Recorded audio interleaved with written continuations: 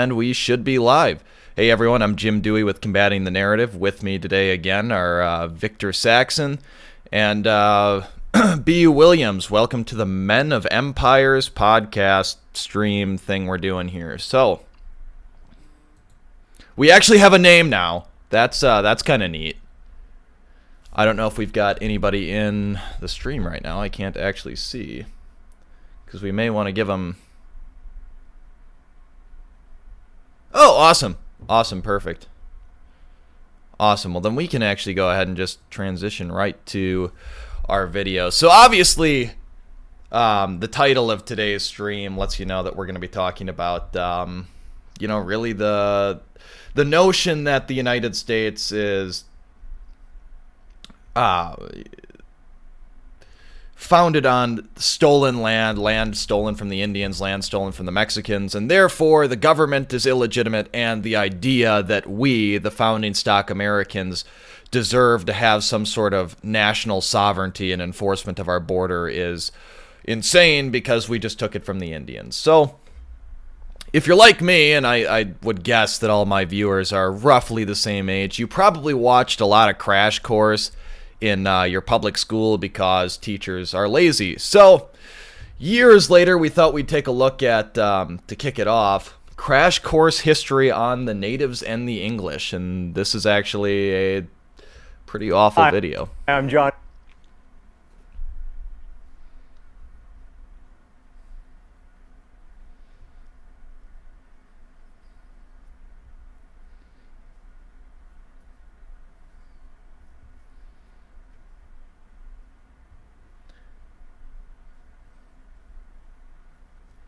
But yeah, in case you didn't know, I actually really hate John Green. He's just the worst. But I digress.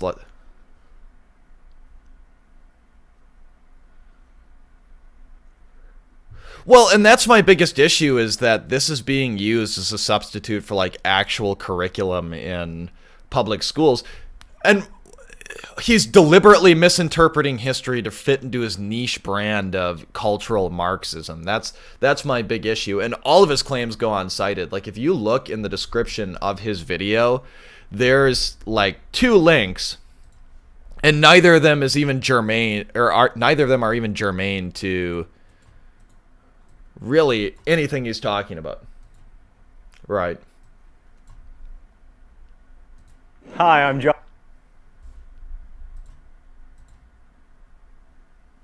About like the Roanoke lost colony, whereas the second link was about just a speech. But the thing is, none of them have any real citations as to how true they are. I mean, I could believe that one of the Native American chiefs said everything that was said in that speech they linked. I can believe that. But the first one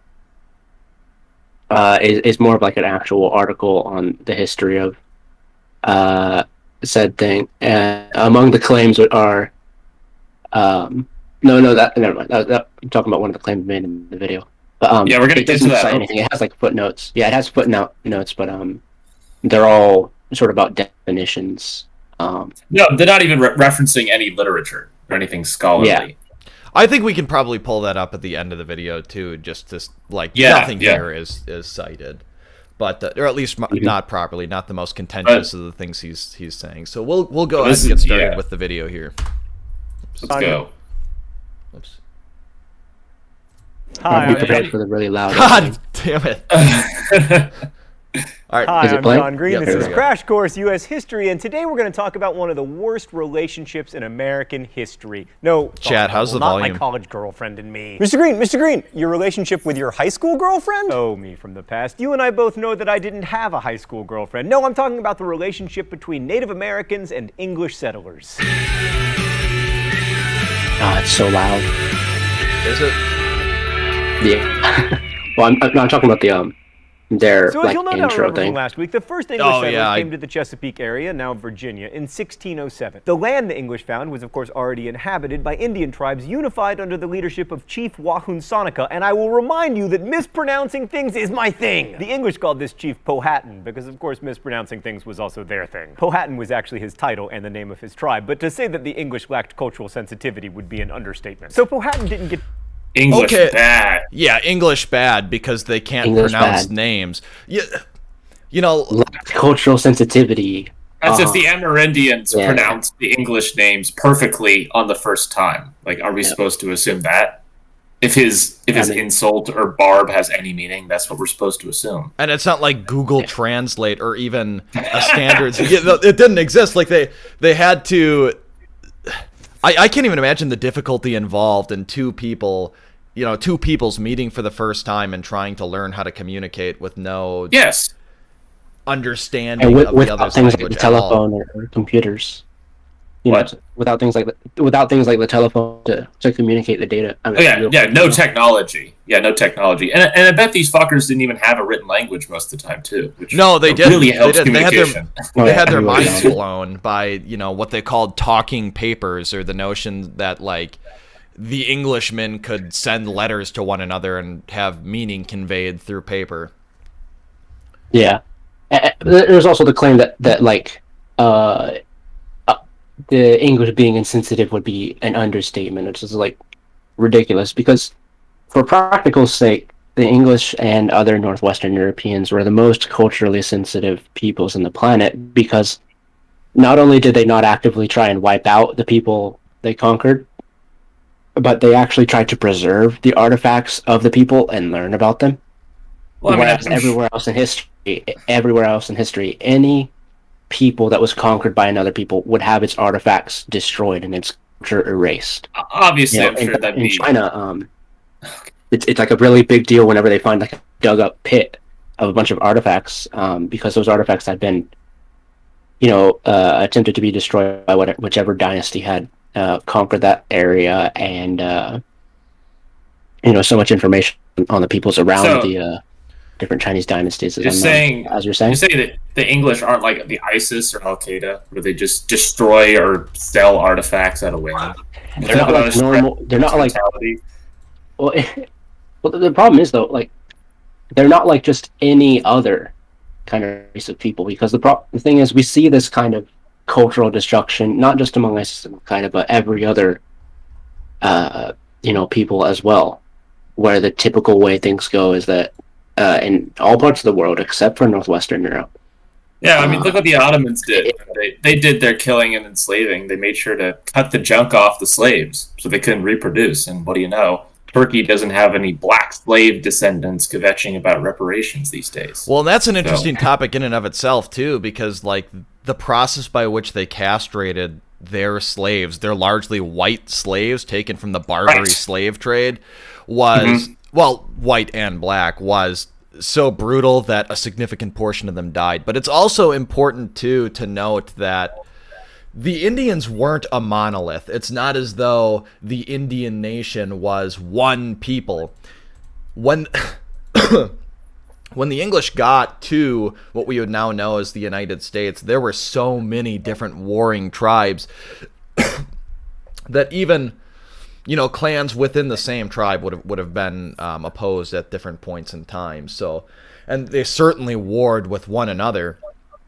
And you can take a look at this map that I have pulled up, and you can say that, oh, well, all this land was occupied. No, this is just a sort of general range of these tribes, because by and large, these tribes were mostly nomadic. There were some that did have, more static villages, but that was the exception rather than the rule.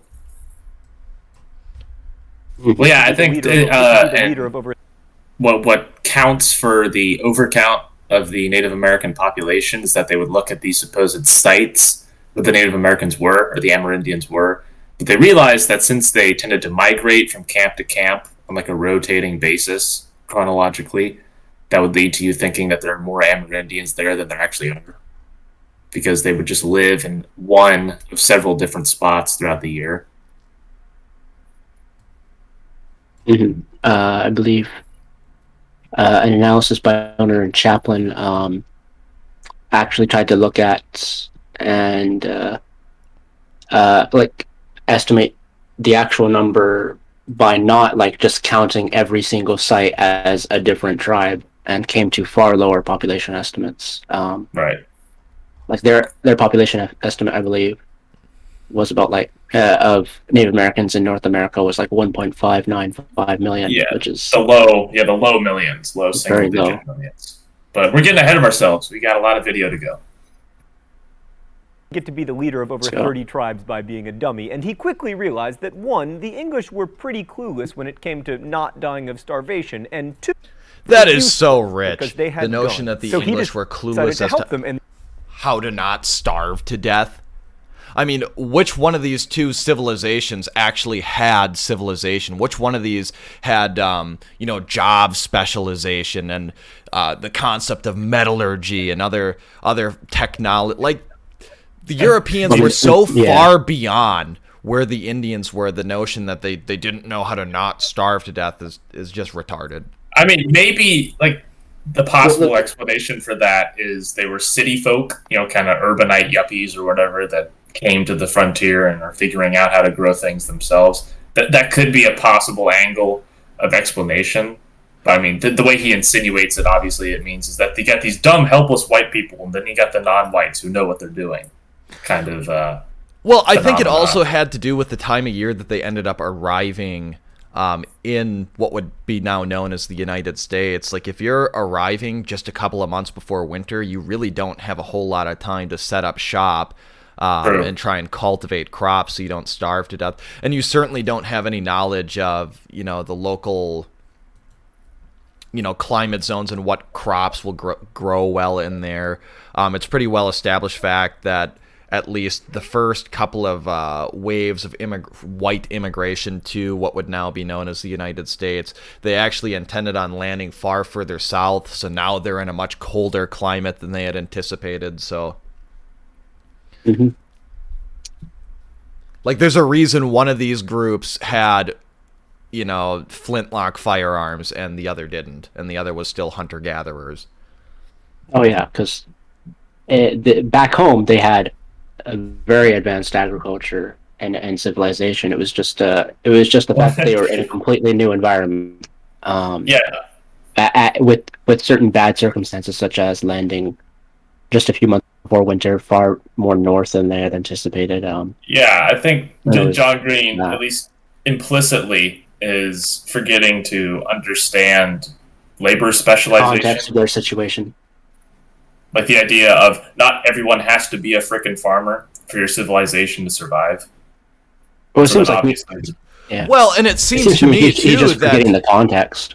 Well, it seems to me too that these Indians should have done more to help these Europeans from starving to death. I mean, these are people fleeing persecution. Right. They're asylum seekers. They're refugees washing up at your shore. Indian Squanto. These are the poor, tired, huddled masses. You need to take care of them. This is your responsibility. Yes, that's true. Use your privilege. Use your privilege to help those who are not as fortunate. And the fact that any of these asylum seekers died, just reflects how disgusting your society is. You should have done more. You could have done more. I mean, look what sort of plenty you had that you could have shared. You could have redistributed your own wealth. Yeah, all the pilgrims that died during winter and the concentration camps you had at the border. Oy vey. All right, we got to keep going. We got a lot of video left. The English were indeed. In fact, colony leader John Smith went so far as to order the colonists to stop stealing food from the Indians. Oh, in the book business, this is known as foreshadowing. So real quick, there is zero citation for that. There's zero citation for that. No I can't find anything. I don't know where he's pulling that from. That they ordered them not to steal. That's what we call a blood libel. But even then, even if he is alluding supposedly to some actual quote that technically happened, there is just no way that he is quoting it charitably. Or that he's quoting it correctly. No, for certain. It could have been that they were just overhunting certain areas. He would be the first one. he would be the first one to apologize for looters and rioters and thieves in the modern day, saying, well, their material needs weren't met. Yes! So that's why they had to steal. I mean, if the Europeans, these religious Puritans who really believed that thou shalt not steal was a command from God, if they're being driven to steal, my guess would be that their material needs were not met and they were on the verge of starving to death. So you're saying that they didn't just steal because they were dumb, evil white crackers, right? They weren't just white devils kind of marching around and just taking what they wanted? As hard as that is to believe, yes. Oh, I know. Yeah. No, they're not. Yeah, the Aladdin, what is it? Like the Aladdin attribution to thieves just completely stops when we're talking about white people. Like that phenomenon apparently doesn't apply. And before we move on, too, I just want to point out his "This machine kills fascist" stickers. Like, this guy is just so freaking insufferable. And the thing is, this machine makes fascists. Oh, I think I see what you were trying to say with it. Continuing on. Come on. Previously noted, relationships, whether between individuals or collectives, tend to go well when they are mutually beneficial. And for a while, both the English and the Indians were better off for these interactions. I mean, post-smallpox. The Virginia Company existed to make money, and since the Chesapeake lacked gold or silver, making money required trade. Okay, let's go to the thought bubble. We tend to think of trade between Europeans and natives as being a one-way exchange, like savvy, exploitative Europeans tricking primitive, pure indigenous people into unfair deals, but that isn't quite accurate. Both sides traded goods that they had in surplus for those they did not. The English were happy to give up iron utensils, tools, guns, woven cloth, I'm glad in he's at exchange least for furs and, speaking a especially little in the truth early here. days, food, which the Indians could easily part with because they had plenty. Soon, though, there were problems. In order to keep up trade relations, Indian men devoted more time to hunting and less to agriculture, which upset traditional gender balance in their society. And European ideas. So, again, there's traditional gender balance in their society. I know, but we had such a tough time figuring out what he meant by this last night. Well, I mean, here's the thing. There's zero citation for this. I mean, it stands to reason that this could plausibly be true, but nothing is cited. There's no... And, again, these tribes weren't a monolith. Maybe it might have happened in one tribe, but to say that that interaction with the Europeans every single time resulted in the upsetting of the gender balance is laughable. And what are we saying, that upsetting traditional gender norms, John Green, is a bad thing for society? Why would that Maybe. be? Well, only if. In chat. Oh, nice. Mod me. I'll ban it. Wait, what happened? Oh, We have a sex bot in chat. No, it could just be a user whose name happens to be sex69.fun. It could just be a person. They could just be trolling us. Open your mind. Yeah, open your mind. I don't even have I don't even as have a pulled up. As a possible explanation, I think, for why he would kvetch at this upsetting of traditional gender roles is if these traditional gender roles were supposedly more egalitarian. Because I think he said more men started hunting. So I guess that means not as many men hunted. And maybe they did more gathering with the women, or they did more agricultural stuff with the women. So things were all peaceful and equal. And then the men started going out hunting more, and that was a big problem. I think that's what he's getting at. Ideas about. But obviously he supports all sorts of egalitarianism, quote unquote. That's true. Yeah, among white people. Explains why he would take issue with it, I suppose. But and maybe they need to change the term. Yeah, I think it's just that whatever. I don't have a direct citation. And whatever helps him is bad to him. I don't have a direct citation, like I can't link a video to this, but I'm certain at some point in time he talks about, how gender norms bad in European society and American society as we move on into the industrial Absolutely. age. Oh, you can be certain of that, yes. But anyhow, let's get going. Ideas about land use started to overcome traditional Indian ways of life, and that led to conflict. The English liked to fence in some of their land, which kept the Indians off it, and also the English let their pigs and cattle roam freely, and the animals would eat natives' crops. And so, which is it, John? Which is it, John? Is putting up fences bad, or are the Europeans bad for not putting up fences? Like, you can't criticize them in the same sentence for putting up fences and then criticize them for not putting up fences for their animals. Yeah, it's... And again, to And what also, degree like- did this occur? Because maybe you can find one isolated instance of this occurring, maybe one settlement, but to say that this happened all up and down the coast is, I'm dubious. I'm dubious, and you're not providing any citations. So I mean, I think we could literally call this, it hasn't been coined a term yet, but I'm going to try to do it now, the smallpox blanket fallacy, where apparently if one isolated incident of it suddenly becomes a supposedly rampant phenomenon. Because again, it was like 1763 was the one time there was a smallpox blanket attempted to be used to get the Indians sick, and then it's like all we fucking hear about when it comes to how evil the white man was to the Amerindians. It's like this happened once, and then Ward Churchill lied about it a couple other times. But why is it such a meme?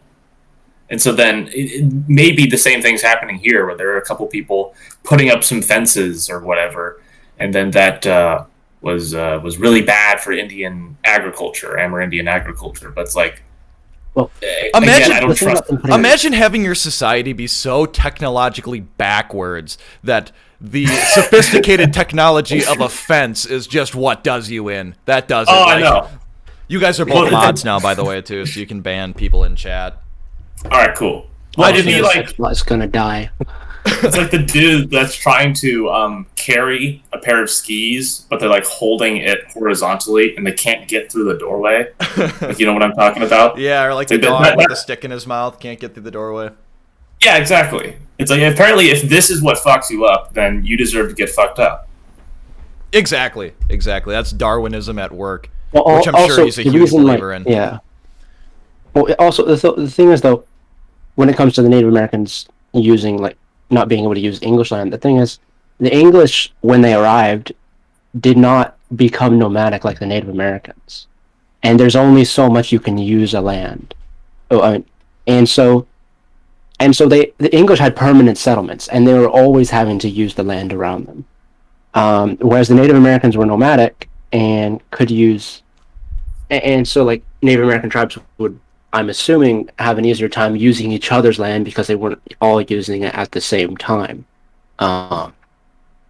So the idea that white people putting up fences around their land is bad for, I mean, it's such a bad thing because they're not letting the Native Americans use it. Well, the white people aren't nomadic; they're permanent settlers, and they need that land. Whereas there's no ability to share that land, and if the white people don't share, don't keep that land to themselves, the Native Americans are going to use it, and then the white people are going to starve even more. All right, continuing on.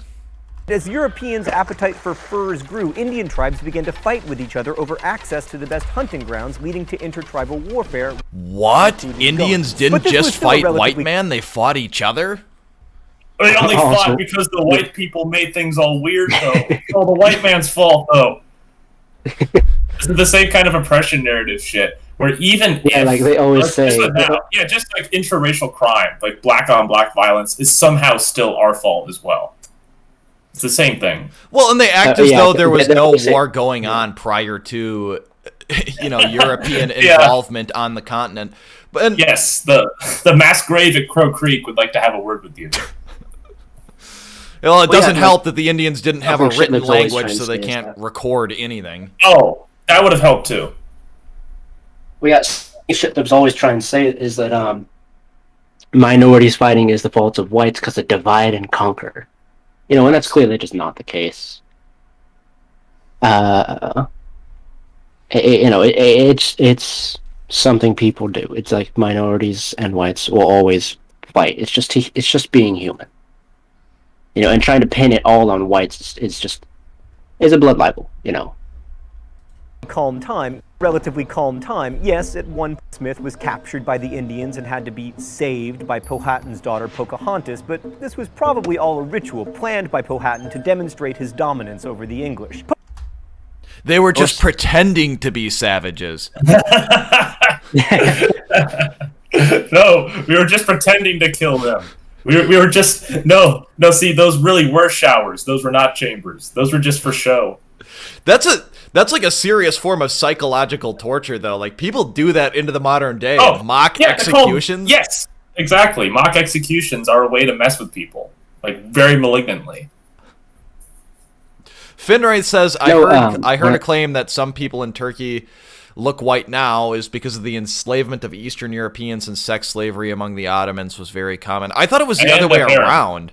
I thought it was the other way around, where it was predominantly, in ancient times, back when Turkey was Asia Minor, it was populated largely by, whiter-looking Greeks and Romans than the modern Greek and Romans, and through time, Arab admixture got into the area. But I may just be No, talking out both of my can be ass on that true. one.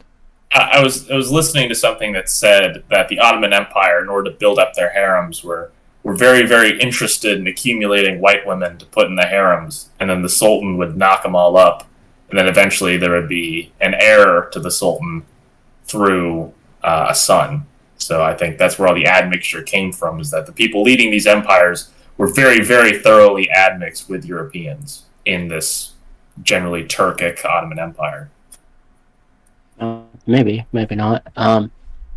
But going back to what he's saying about Powhatan and the supposed fake execution attempt of John Smith, I can tell you of a real execution that the Native Americans perpetrated against another colony leader. I think it was Ratcliffe, in the Disney Pocahontas movie, I believe.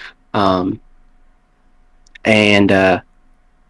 the real fate of Ratcliffe, which is completely different from the movie, was that he and some other English settlers went to go trade some stuff for food with one of the Native American tribes. And what happened was he and his men were each led into separate separate like teepees, under the assumption that they were going to trade. They were then restrained, and all of them had their skin cut off while still alive, thrown into the fire in front of them, and then they were killed. Whoa. Yeah, obviously No. the natives were Which is a perfidious brutal at times. execution. Yeah, a brutal execution of people just trying to peacefully trade. Well, it's got to be the Yeah. the white man's fault somehow. Surely they must have done something to deserve it, of course. It can't be that these noble savages were in the wrong. Like, I just don't accept that. Yeah, I mean, after watching Dances with Wolves, I have a hard time believing that.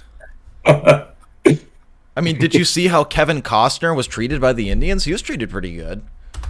Yeah, or in the knockoff movie of Avatar back in 2009. Pocahontas never married John. Yeah. Anyhow. Pocahontas never married John Smith, by the way, but she was kidnapped by the English and held for ransom in 1613, and she did eventually marry another Englishman, John Rolfe. She converted to Christianity and went to England, where she became a sensation and died of disease. Stupid disease, always deciding the course of human history. Anyway, despite not marrying Pocahontas, John Smith is still important to this story because when he left Virginia for England after being injured in a gunpowder explosion, things between the Native Americans and the English immediately began to deteriorate. How? Well, the English went back to stealing Indians' crops and also began stealing their lives via massacres. There's no citation for this provided. There's no Yep, like no and citations, I'm trying to just figure learn the out. English. It seems like a complete non sequitur. Like he seems to. He heavily intimates that the causal factor in the change in Indian-European relations is the destruction of their gunpowder stores. But I'm trying to figure out how that factors in, unless the Indians at that point realize that, hey, no more guns, they're a whole lot less or a whole lot more vulnerable. Yep. Thanks, Thought Bubble. And also, he's just blaming the English entirely for that. Apparently, the Amerindians never do anything wrong. It's always the English Didn't starting do everything. nothing. How does that even happen, too? Like, I'm trying to envision a scenario in which Europeans can sneak into, like, an Indian camp and abscond with, a large quantity of resources. Well, they could have just been implying they were stealing stuff at gunpoint. Though, like at that point, tensions would be pretty like much more intense, and I feel like you that's would not have just leaders theft at negotiating to that deal with that. I feel like that's not just theft at that point. That has now escalated to something else, like a raid. Yeah. And I feel, again, just it's knowing what a shithead John Green is, if that were the case, he would certainly bring that up. Thanks, Oh, Alpha. absolutely. That's true. If there are more bad details to say, he would say them. He brought up supposed massacres, so you know. Thanks, Thought Bubble. Man, you guys sure know how to end on a downer, although to be fair, there are not a lot of uppers in this story. So after a period of peace following Pocahontas' marriage to John Rolfe in 1614, dramatized here, things finally came to a head in 1622 when Chief Opechancanough led a rebellion against the English. It had become abundantly clear that more and more English were going to show up, and they weren't just there to trade, they wanted to take Indian land. But the How can you rebel against a uprising of foreign power? 1622 ultimately failed. Yeah, I mean that's just called war. Well, that's interesting. A rebellion means that they're in some kind of subordinate role, like they're being governed under. I think right? Someone's governing over them. He painted himself into a corner where he had to talk about a war waged between Indians and Europeans that was started by Indians, and he had to couch it in some sort of linguistic sophistry to make them I'm waiting to see less ignoble. I'm waiting to see what words he uses for the 1622 Jamestown massacre. Because again, hundreds of people, men, women, and children, were killed in the most rank and awful war crimes violating fashion possible. And I'm wondering what kind of chicken shit language he's going to use. Or did he already, gloss over it? I don't think he did yet, did he? Think so. Okay, not yet. Okay, he's getting there. And what's more is the what was I going to say? What's he was the also over saying under? that the English were going to take Native American land, but also there's a claim that Native Americans didn't have a concept of land ownership. So that's also important. Yeah. Of course. What's the over under you think on him? Like just mentioning the massacre in passing, like in one sentence. One sentence. Pretty sure it's one sentence. Yeah, I think there doesn't need to be an over or an under, or maybe an under if he says it 0 times, but there's no over.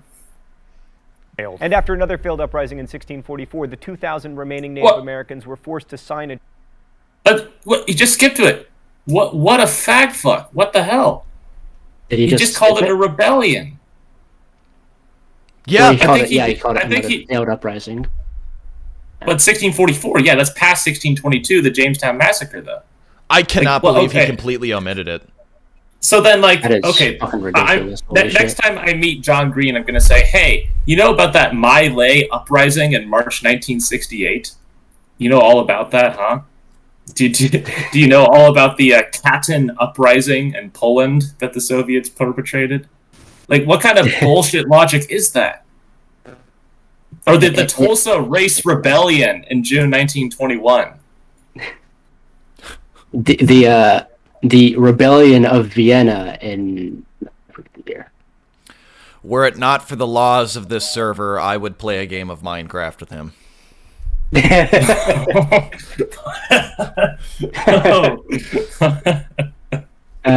Careful there. Moving on. Consign them to reservations. That's in the obviously West, a joke. Virginia, at least. But the 1622 uprising. Oh wait, okay, I think we gotta get to it. Oh, get to it. Okay. Was the final nail in the coffin of the Virginia Company, which was a failure in every way. It never turned a profit, and despite sponsoring 6,000 I love how he calls it an uprising. When Virginia became a royal colony, not a massacre, an uprising. People were still alive, proving once again that governments are better at governing than corporations. Up in New England, you'll recall that. I mean, yeah, I can believe that. Governments are better at governing than corporations. But not. What was the functional really difference at this juncture? Yeah, that's one of the things. Is like, well, governments actually, I guess, have the ability to tax people, and the Virginia Company did not have the ability to tax the colonists. Probably would have been more money. Yeah. Having more money and a more reliable source of income. The Virginia Company probably would have been more profitable if it had been able to tax the colonists. Right. Okay, but The I'm Pilgrims wondering. probably would Yeah. No, I did. Keep going. have survived their first winter without help from the Native Americans, which of course led to the first Thanksgiving and then centuries of mutually beneficial trade and generosity. Just kidding. While some of the Puritans who settled in New England, notably Roger Williams, tried to treat the Indians fair. I mean, is he claiming In that the general, it was natives very were not similar to what we saw uplifted in as a Chesapeake. result of interaction with Europeans? Because that's Oh, precisely what happened. He's claiming that the Native Americans didn't True, do nothing. there was a lot of all the back and English folk. forth. There were wars waged. There were atrocities perpetrated on both sides, largely by the Amerindians, but on both sides, yes.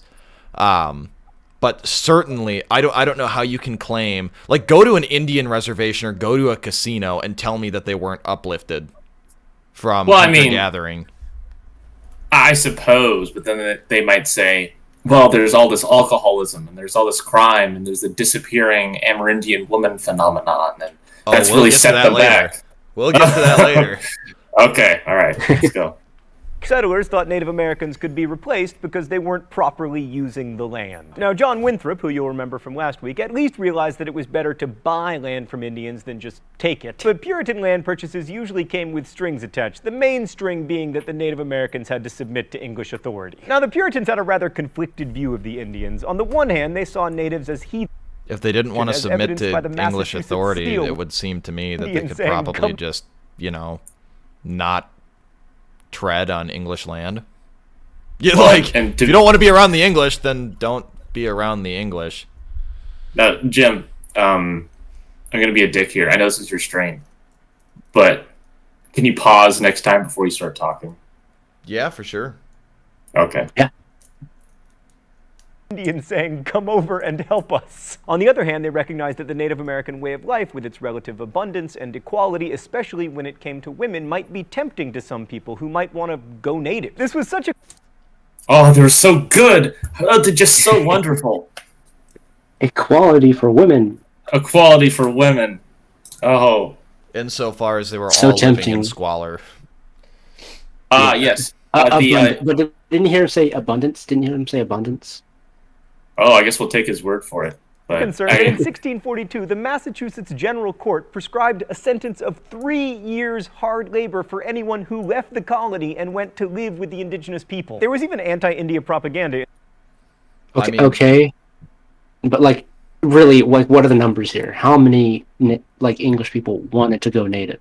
And again, I get the sense that I doubt it was serious. I get the sense that this was not a charitable interpretation of what was going on there. It would seem to me that this is sort of not reminiscent, but this foreshadows a lot of the legislation passed by the English Crown later on, just preceding the American Revolution, where they're prohibiting white settlers to go beyond a certain boundary to stop some of the fighting going on between the two parties.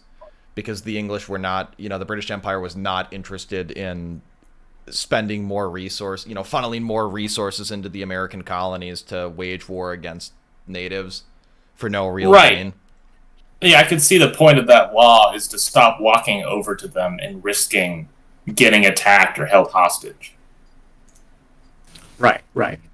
Stop being a potential liability by wandering off like that. I think that could be an interpretation. Let's hear about this anti-native propaganda. In the form of books, captivity narratives in which Europeans recounted their desire to return to Christian society after living with the Indians were quite popular, even though some, like the famous Sovereignty and Goodness of God by Mary Rowlandson, did admit that the Indians often treated their European captives quite well. Well, I mean, the thing is, though, it's a natural thing for all humans to want to be with their own groups. It's I don't think he says showing remorse for going native isn't just like a propagandistic thing. It's something that actually happens because people realize the grass ain't that greener on the other side. Actually, I want to be with English people, with English society. It's that I'm used to instead of this. I think the main point he's trying to say is that just tabulate all the deep throating he's doing of these Amerindians. Apparently they don't start any of the conflicts. They're very, very, very, very nice to the English, and they fed them. And the only reason that these Amerindians fought with each other is because they were given guns or they were forced into some kind of resource scarcity or competition with the other Amerindians. They treated the people they held captive super duper well. And apparently also they, even when they massacre hundreds of men, women, and children, it's just an uprising. This dude is an unpaid propagandist fuckwagon, just unambiguously. Oh, he's probably paid. He's probably paid pretty well to get these production values. Well, I know he's paid, but I'm saying, like, I don't know if there's, like, the American Indian movement is funding Crash Course History. Like, I don't know about that. I mean, good point from Finn Wraith in the chat. I see no reason to believe, without evidence, that natives would have been any less interested in wanting to live with the Europeans than the other way, and the Europeans were more advanced. Yeah, that's a very good point. You know, this phenomenon was likely two-sided. The ratio of which we should assume at first was probably equal. But I mean, there's no, like, it takes evidence to show it's one way or the other. Well, like, and in the context of a war, too, what would appease these shitlibs like John Green? Like, should the Europeans have just rolled over and taken it, allowed themselves to be, you know, kidnapped, raped, and murdered? Well, see, it wouldn't have happened if the white man didn't start it, though. The white man always starts everything. Which I have a hard time believing, because there's just, to use some academic language, it's not a very nuanced look at it. There's just no way that one people could be always so consistently the source of all the problems. That's how you know you have a blood libel narrative being foisted upon you. Like, that's just materialistically not possible. And that's the thing, too, is, like, if I were to craft a sort of oppression narrative, I would at least throw in from time to time, like, just because we know that people are not all good. You know, no subset of the population is all good. There are some bad eggs. So from time to time, I'd throw in, yeah, they did do this, but, like, he won't even admit that. He won't even admit that the Indians did anything wrong at any point in time ever. Right. Again, you try to think of the worst thing they did, where they massacred a bunch of people, and it's just an uprising. It's just an uprising. It's a rebellion. The rebellion at My Lai in Vietnam in March 1968. Just a rebellion.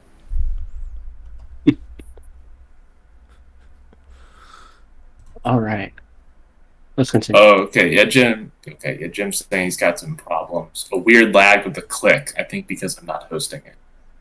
Yeah. Okay, well, you can just tell us to pause and we'll pause it. It's no big deal. All right. Oh, but a comment from Damian Wilson. Oh man, growing up in Canada, we got it worse here because of the residential school. Oh fuck! That does sound I love that meme. That does sound terrible. Have you ever seen that meme where it's the Chad Canadian versus the Virgin American, where it's hold on, let me see if I can pull it up. Just keep going. Okay. After some Pequots killed an English fur trader, soldiers from Massachusetts, the newly formed colony of Connecticut, and some Narragansett Indians who saw an opportunity to gain an upper hand over the Pequots attacked a Pequot village at Mystic, burning it and massacring over 500 people. The war continued for a few months after this. Over 500 people. And we can get into this a little later just because we've already spent a considerable amount of time on this video, but the Pequots committed some heinous acts themselves that are just going to go unmentioned. Jeez, like, I wasn't realizing just how much of a liar Green is here. Holy shit. Like, wow, this video is enlightening on his character. I can see why you hate him so much. Oh, yes. He and his brother are both just terrible. Hank Green. Yes, I know. I watched those videos in my chemistry class. I'm wondering what the genesis of Crash Course is.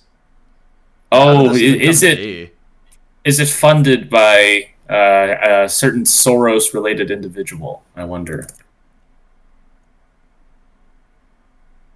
Can people hear me? It says my mic is muted. I can hear you. I can hear you. Is it coming through in the stream? You guys hear Jim Dewey? Can you hear combating error? Because I don't know why it's saying my voice is muted in the Discord, but obviously that can't be the case because you guys can hear me. Well, are you sure it says you're I can hear muted? him on stream, I'm I looking think. on the Discord app because I'm trying to find that. Well, I mean, are you Yeah, doing this saying they through can your hear you. phone? No, are Yeah. you doing this through your phone and your laptop? Yep. Well, see, if you're streaming this through your laptop, then when you go to your phone, it will have you muted. Ah, well, that would make sense. Like if I were to do this right now, if I were to go to the server, like I'm doing this through my laptop, and now I'm going over to my phone, and I see that, it has me muted. Okay, But so even though everybody I'm can not probably actually hear me. muted. We can probably just continue on then. Yes, let's go.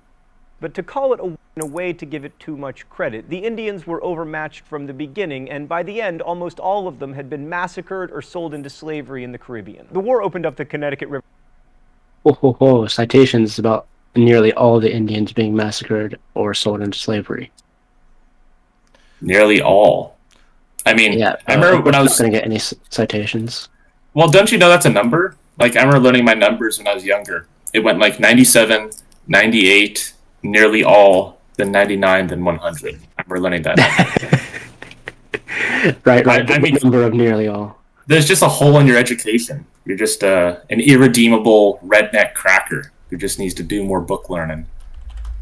To further settlement, it also showed that Native Americans were going to have a tough time resisting because they were outnumbered and they had inferior weapons. But the brutality of the massacre in Mystic shocked even some Puritans, like William Bradford, who wrote, "It was a fearful sight to see them frying in the fire." But despite the odds, New England natives continued to resist the English. In 1675, Native Americans launched their biggest attack on New England colonists in what would come to be known as King Philip's War. It was led by a Wampanoag chief named Metacom, which is why it is also sometimes called Metacom's War. The English called Metacom King Philip due to their fantastic cultural sensitivity. The conflict was marked by brutality on both sides, and it nearly ended English settlements in the Northeast. The fighting itself lasted 2 years. Indians attacked half of the It's 90 not, towns the English you wanna had go ahead and founded, pause it? 12 of Yeah. Yeah. It's not the highest resolution, but this is what I'm talking about here. I can post it in the Discord too, but Okay. hold on, so you guys can react to it as well. Oh, is that the Canadian versus American? Yeah, yep. Yeah, I need that. Yeah, go ahead and post it. I think he's trying to. Yeah. No, he won't be able to post it. We won't be able to see it. Jim is just holding up the stream for no reason. It's self-sabotage. You're turning away all our viewers. All right, Oh my gosh, continuing that on. meme is so great. Oh. This cool retard. What the? Truly a Giga Chad moment. The one base thing Canadians have ever done. Yes, and they have absolutely flagellated themselves to no end ever since.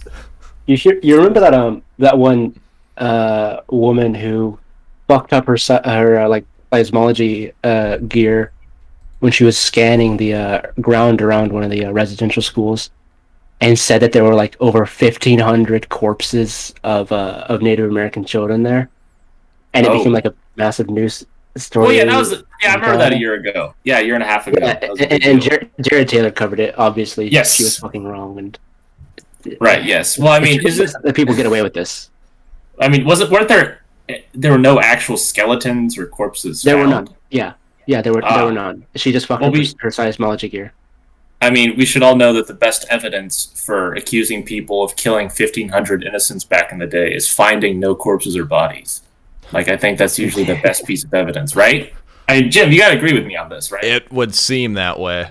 I remember you were talking to me yesterday saying you were so mad at me for the 2,000 children I killed last year. And then you sent me that picture of, like, an empty grave in my backyard. And we're like, I got you. Dead to rights, motherfucker. Yeah, I don't recall hearing anything about that with the seismology gear, but I absolutely believe it. I absolutely believe it. Yeah, the way she had fucked it up is that it made it look as if there were a bunch of corpses or whatever, or things that could be construed as corpses, but when actually calibrated properly, the seismology gear showed nothing of significance. I see. Well, that makes sense to me. Good thing that a bunch of Canadian shitlibs lost their mind over it, though. I think a church got burned down, too. Well, and that's the thing, too, is like, most people are ridiculous. never going to see, like, they'll hear about the first thing that makes headlines. Oh, mass grave found, but they'll never ever see that it was recanted. And so it just Oh, it becomes real in their minds. Yeah, well, you can barely find any mainstream sources that are like, oh, by the way, that was kind of bullshit, or we were kind of way in over our Whoops, skis. we got it wrong. Oopsie whoopsie. Well, and Yeah, I'm I sure mean, whoever she's associated with didn't want to eat crow on that one either by publicizing, hey, actually we screwed up. But continue. anyhow. Towns were destroyed. About 1,000 of the 52,000 Europeans and 3,000 of the 20,000 Indians involved died in the war. Oh, wow. Look at those casualty rates. So 2/3 of all the Europeans involved, and I'm assuming he's including civilians, and 3,000 of 20,000 So Native American. 15%. So we got about 65 versus 15%. Which, if we're going off like Israel versus Gaza kind of kill count logic, clearly the Amerindians were the bad guys, like without argument. I mean, yeah, right? absolutely. That's got to be the case. I mean, and none of us are Zionist shills here, but like that's the kind of shitlib logic where basically whoever loses the war is actually the good guy in a sense, or who gets their ass kicked the most. Well, and That that's the doesn't thing appear to too, is apply like here. even if we're looking at raw casualty numbers, which I'm always skeptical of raw casualty numbers. For those of you who have seen my recent tweets regarding the casualty numbers reported, in the Kiev newspaper, but that's a little bit of a digression. Like, even if we are to accept as fact those casualty numbers, it's not a crime to win. Like, I don't understand what they're driving at here. Like, should they have just laid down their arms and allowed themselves to be massacred? Yeah, Well, those casualty numbers actually should have been 100%. I mean, I do hope we get around to the Richard Hofstadter quote at some point, probably at the end of it, where he basically makes fun of the idea that somehow the natives weren't brutal as well. But I hope we get around to that. I think it's on our Google Yeah, Doc, I've got it but- pulled up. Okay, mentioned cool. Before, Yeah, the just war was where. particularly brutal. The Battle of the Great Swamp was really just a massacre of Indians by the English, and when King Philip was finally Okay, so it was brutal, but only the English were brutal. Battle of Okay, the I see Great how it is. Swamp. Now, the way he makes it sound is like it was a battle, but was it a massacre because they got their ass beat so hard? That seems to be the prevailing narrative anytime. Like, imagine getting your ass kicked so hard that you have to go back and call it a genocide. Well, I mean, if there were civilians killed, then I guess at that point it could get called a massacre. But weirdly enough, like the Indians, or the Amerindians, sorry, we're using them pretty interchangeably. Like, they would show much quarter, like they did with the Jamestown people. Like, obviously, civilians were not off limits. They were not saying, oh, I mean, we'll just have to take them as a prisoner because we got to follow the Geneva Convention. It's like, go fuck yourself. killed, ending the decapitated head was placed on a stake in the Plymouth Town Square, where it remained for decades. And on the other side, Based. It's, but also decades, really? Yeah, it's just a skull at that point. I mean, unless the flesh Yeah. somehow stayed on it the whole time, which I doubt. Well, the flesh Yeah, was probably turned I into understand. castor oil, if you are to believe Suffrage Church. Oh, really? Or did they probably turn it into soap or lampshades? Soap or lampshades.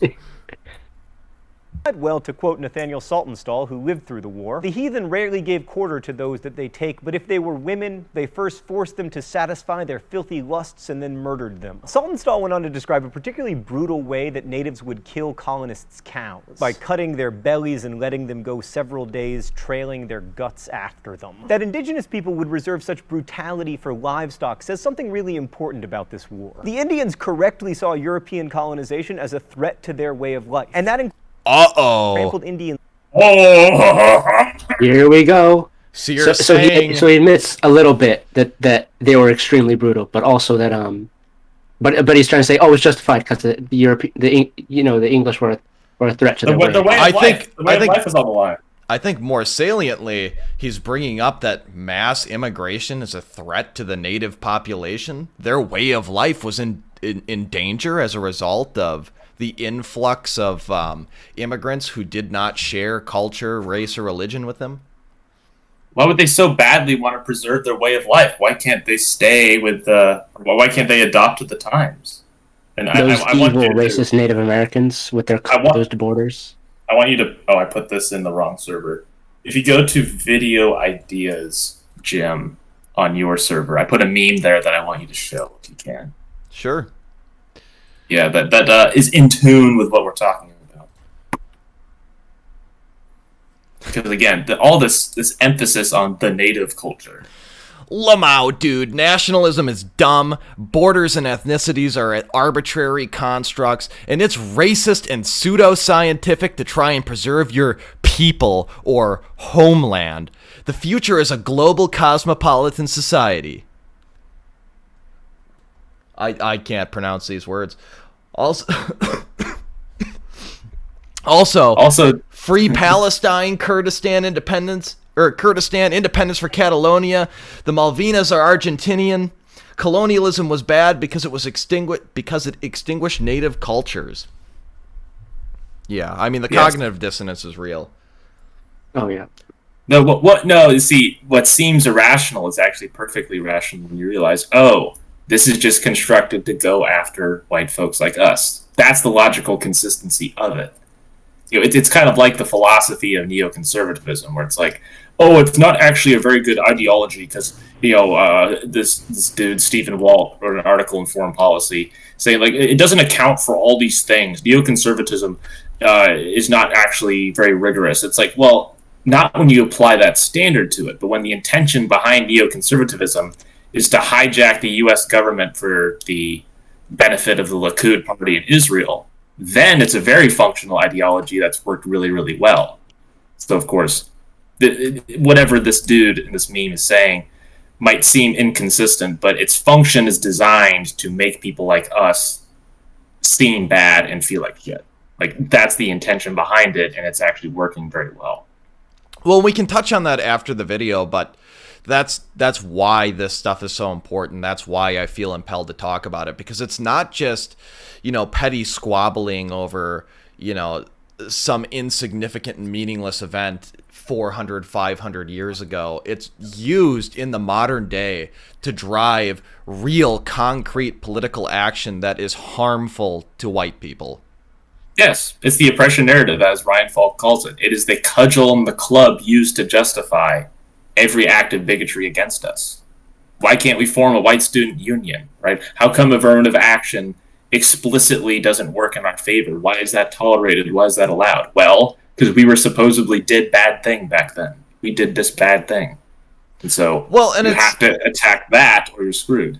And white people have to bear the sins of their fathers, or even the supposed sins of their fathers, but that same standard is never applied. Like, would the left, hold Japanese children responsible for Pearl Harbor or the rape of Nanking? No, they would not, and they'll just cry about internment camps.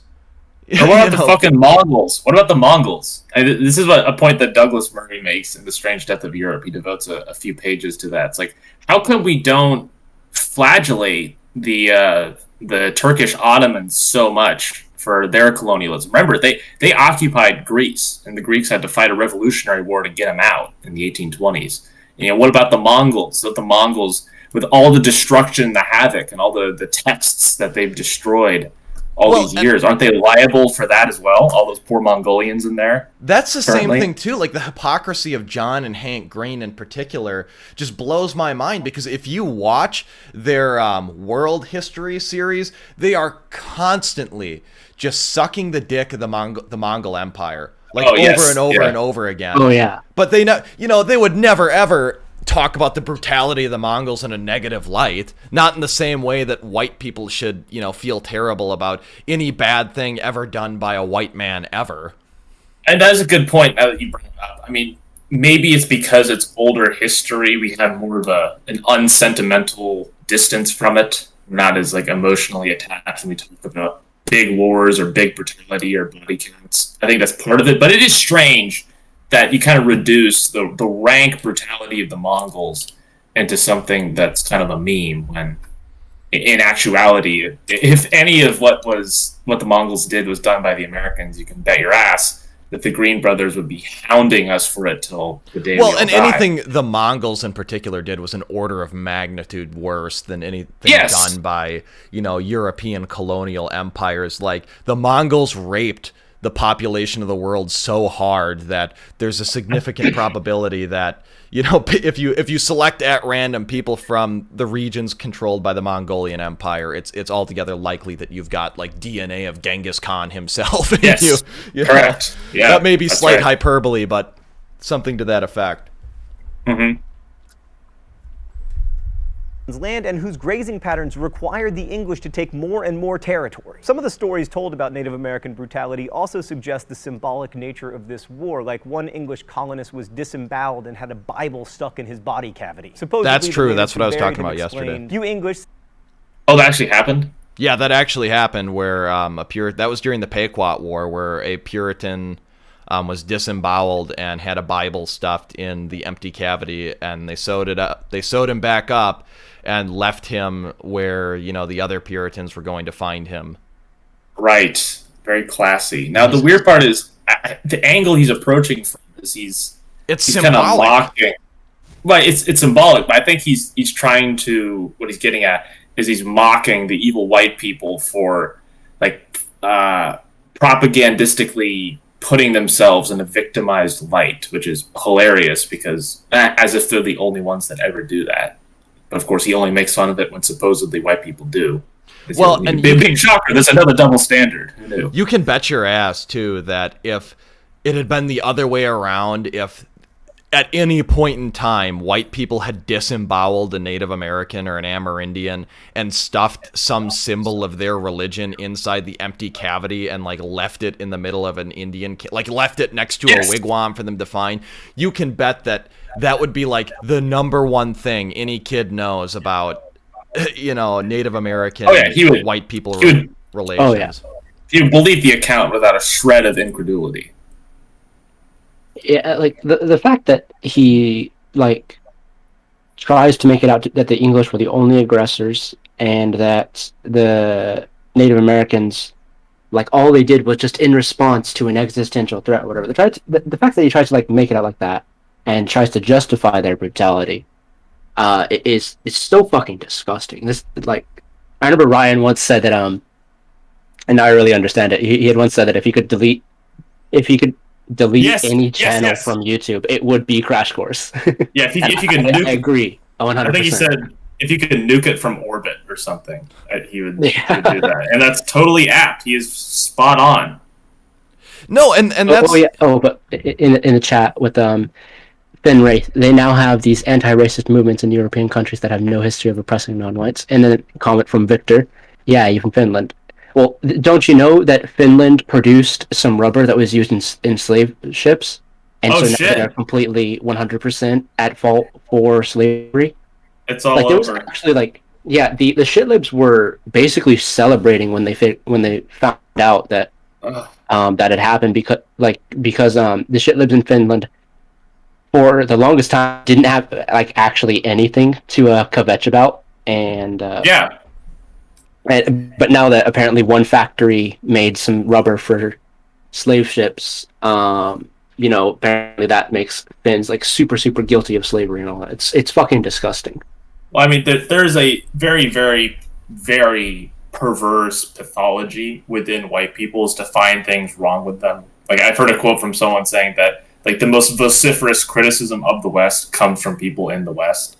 Like, there is a very strong masochistic pathology within our people that is kind of a problem. Well, and it's novel, certainly within the last century. Like, if you were to go back into 1920, you would not find anybody apologetic for the things unless they were a literal Marxist, which is another thing entirely. But on the whole, and also you have to remember, most of these white people are not our people.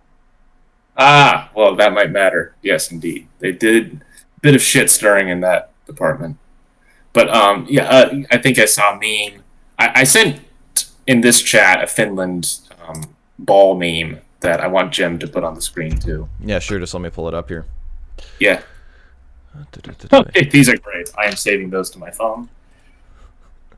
See, this is what happens when we all collaborate, is we get some really, really dank memes. When you get colonized by two different countries, your people are starved and used as cannon fodder to fight their wars. You are treated as literal subhumans based on racist pseudoscience. Your children are taken as slaves by the Turks. And there's a systematic effort to wipe out your culture, heritage, and language. And you get told you benefit from white privilege. Yeah, and that could just be, I mean, you could just have the white ball there. I mean, that's something that is unique to white empires and white nations. That's not, the Chinese are never told to apologize for anything they've done. The Japanese are never told to apologize for anything they've done. Not seriously, anyhow. They're never told to apologize for anything they've done. The Arabs, the Muslims. Oh, Hindus. This is something I forgot about. The Chinese, or the Chinese Empire in the 1750s, literally perpetrated a genocide. I'm going to put the Wikipedia link in the chat, and then in general. The Dzungar genocide, a mass extermination of the Mongol Dzungar people by the Qing dynasty. Like 420 to 480,000 people killed. 70 to 80% of the population, that's significant. Like, I want people to try and imagine for a moment what 420,000 at a minimum bodies looks like. Back in the 1750s, too, there weren't as many people on the globe back then. No. Like, just straight up. And so this highlights another stark difference between whites and other races, is that when other races rule another population, that population declines. When whites rule another population, that population drastically increases. Well, now, like India was the worst genocide ever because like their population over doubled under rule. Wait, the Amerindians did? Well, India. Oh, India. Oh, right, when the British were in there, yes. Also, the Amerindian decline itself was. Let me look here. Well, I mean, there's like three main reasons. I believe it was one. While you're looking at that too, there's a point I want to bring up. It's like, you will never. I want to read this quote by the Xianlong Emperor. As translated by this dude who said, "Show no mercy at all to these rebels. Only the old and weak should be saved. Our previous military campaigns were too lenient. If we act as before, our troops will withdraw and further trouble will occur. If a rebel is captured and his followers wish to surrender, he must personally come to the garrison, prostrate himself before the commander, and request surrender.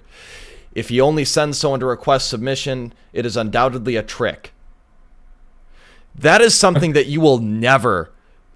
This is the leader. This is an emperor. This is an emperor. From time to time, you can find, quotes from white people to that effect. I think the famous one being "kill them all," or "old and young, nits make lice," with regard to one of the Native American massacres. But that man was brought before Congress and called the answer for what he had done. Like, this is something that other races, other empires, like from the top down, was the directive given. This is what they did. Right. We'll continue. Well, anyhow, yes, let's keep going. So let's go back 10 seconds. Brutality also suggests the symbolic nature of this war. Like, one English colonist was disemboweled and had a Bible stuck the fact that he says this with almost a smile on his face. face. Him explained, "You English, since you came into this country, have grown exceedingly above the ground. Let us see how well you grow when planted into the ground." But it wasn't just the Indians who felt their way of life being threatened. It's time for this week's mystery document. The rules here are simple. I read the mystery document, I try to guess its author. If I'm right, I don't get shocked with the shock pen. If I'm wrong, I do. "The righteous God hath heightened our calamity and given commission to the barbarous heathen to rise up against us and to become a smart rod and a severe scourge to us in burning and depopulating several hopeful plantations, murdering many of our people of all sorts, and seeming as it were to cast us off. hereby speaking aloud to us to search and try out our ways and turn again unto the Lord our God, from whom we have departed with a great backsliding. Okay, I don't know this one, so I'm going to have to piece it together.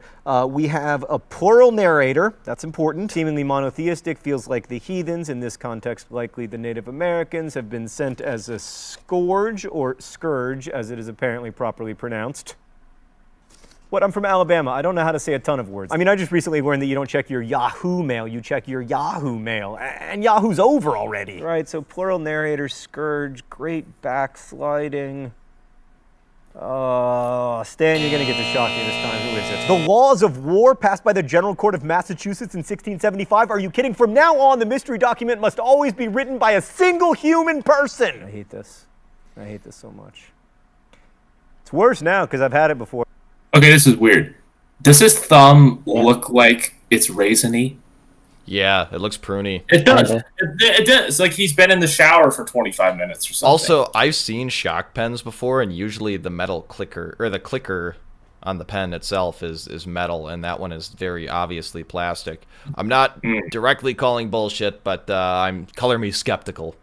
And at any rate, like, I mean, just out of all the mystery documents he could have pulled, it's probably like the one document where Europeans have, are saying, yeah, we did bad, guys. Yeah. Oh, yes. Out of all the documents. True, of literally all the documents, I'm sure. No, he picked the most moderate one, or the most mild one. He would have reserved the worst one for nothing, right? He would have totally done that. Of course, I know it's going to... This shows us the way the Puritans understand the world, but it also shows us that within 50 years of its founding, Puritans already felt that the mission of their colony to be a great Christian community was already kind of a failure. If they'd been as righteous as they were supposed to be, God wouldn't have sent the Indians to burn their homes and kill them. So it's important to understand that this was a war to preserve a way of life for both the Indians and the English. And that brings us to another question. What's the point of even telling these bloody stories about massacres? And the point is to remind ourselves that much of what we learn about American history, like all history, has been cleaned up to conform to our mythological... No, it fucking hasn't anymore. It absolutely hasn't. I don't know that it ever had been to begin with. Thanks to shit rats like this.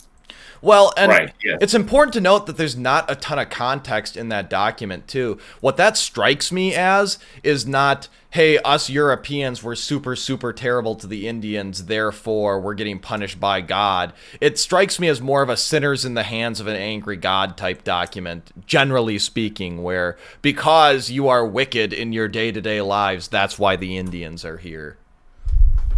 Yeah, exactly. And continuing, let's see if we can finish this video. View of ourselves. Native Americans have been so successfully marginalized, both geographically and metaphorically, that it's easy to either forget about them or else to view them merely as people to be... Pause it. What do you mean they've been marginalized?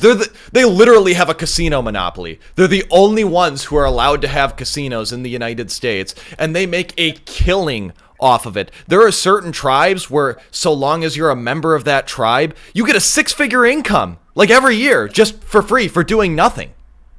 So don't tell me that they're marginalized or they're so put upon.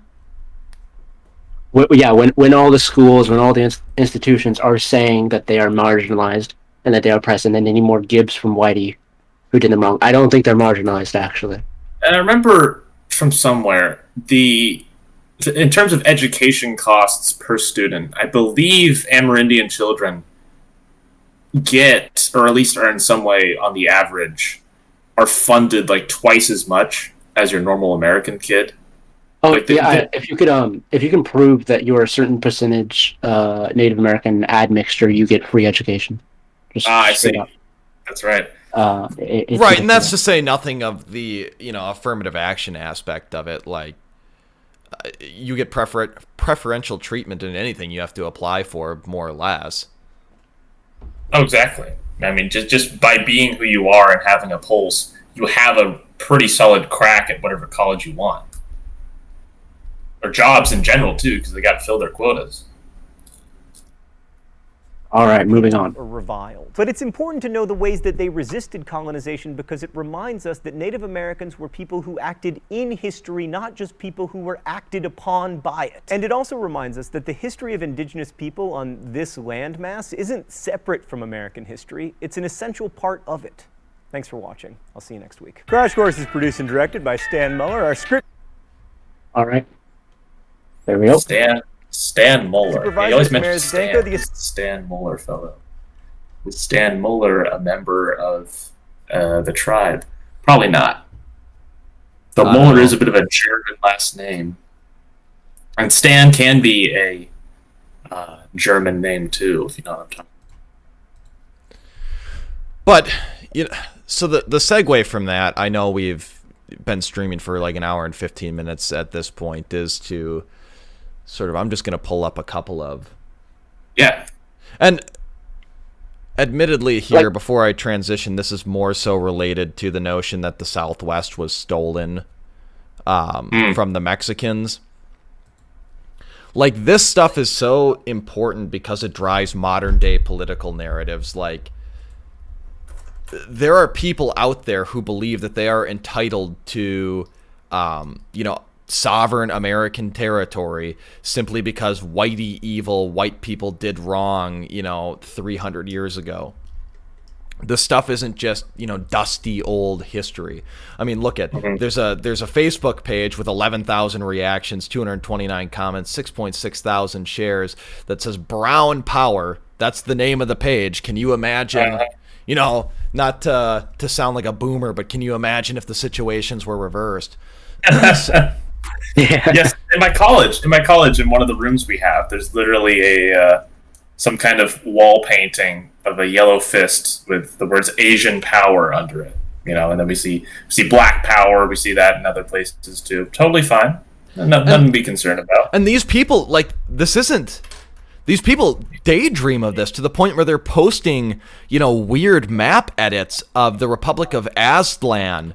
The Mexican, they literally are agitating for a pseudo-Mexican reconquista, which is horrifying to consider. And this is stuff that's leveled at the United States with respect to the Native Americans as well. If you take a look here, the People's Republic of China is accusing the United States of having perpetrated a genocide against the Indians because they said in the Declaration of Independence, they talked about the merciless Indian savages, which they objectively were. Or they're talking about a cultural genocide with no sense of self-awareness, with respect to the cultural genocide that actually is going on right now. And bloody massacres and atrocities as though that this were a one-sided affair. Like, this is stuff that has implications into the modern day. And as time goes on, these accusations get more and more ridiculous. Like this document right here, too. Granted, I'm not going to make an account and then pay for, to get beyond the paywall for the whole document. But I've got the majority of it here. And in the summary, they're leveling this blood libel against white people that, white people are responsible for intertribal violence, enslavement, disease. The white people are responsible for disease, even though they didn't even understand on a technical level how disease worked beyond. Yes, you should probably remember. Germ theory did not become mainstream until 1800s. The 1800s. In the United States, for certain, it wasn't mainstream until the 1870s, after the Civil War. They blame white people for Native Americans becoming disproportionately alcoholic, which was a stereotype I wasn't even certain was true until it's, here it is in black and white before me. Or the loss of land and resources, as though they weren't constantly fighting with one another over land and resources. Or the forced removal. They want to talk about the forced removal of, Indians, the Trail of Tears and reservations, even though in the context of the time, and I'm not even going to comment on the morality of having done this and whether or not the Trail of Tears was excessively brutal, but the purpose and intentions do matter.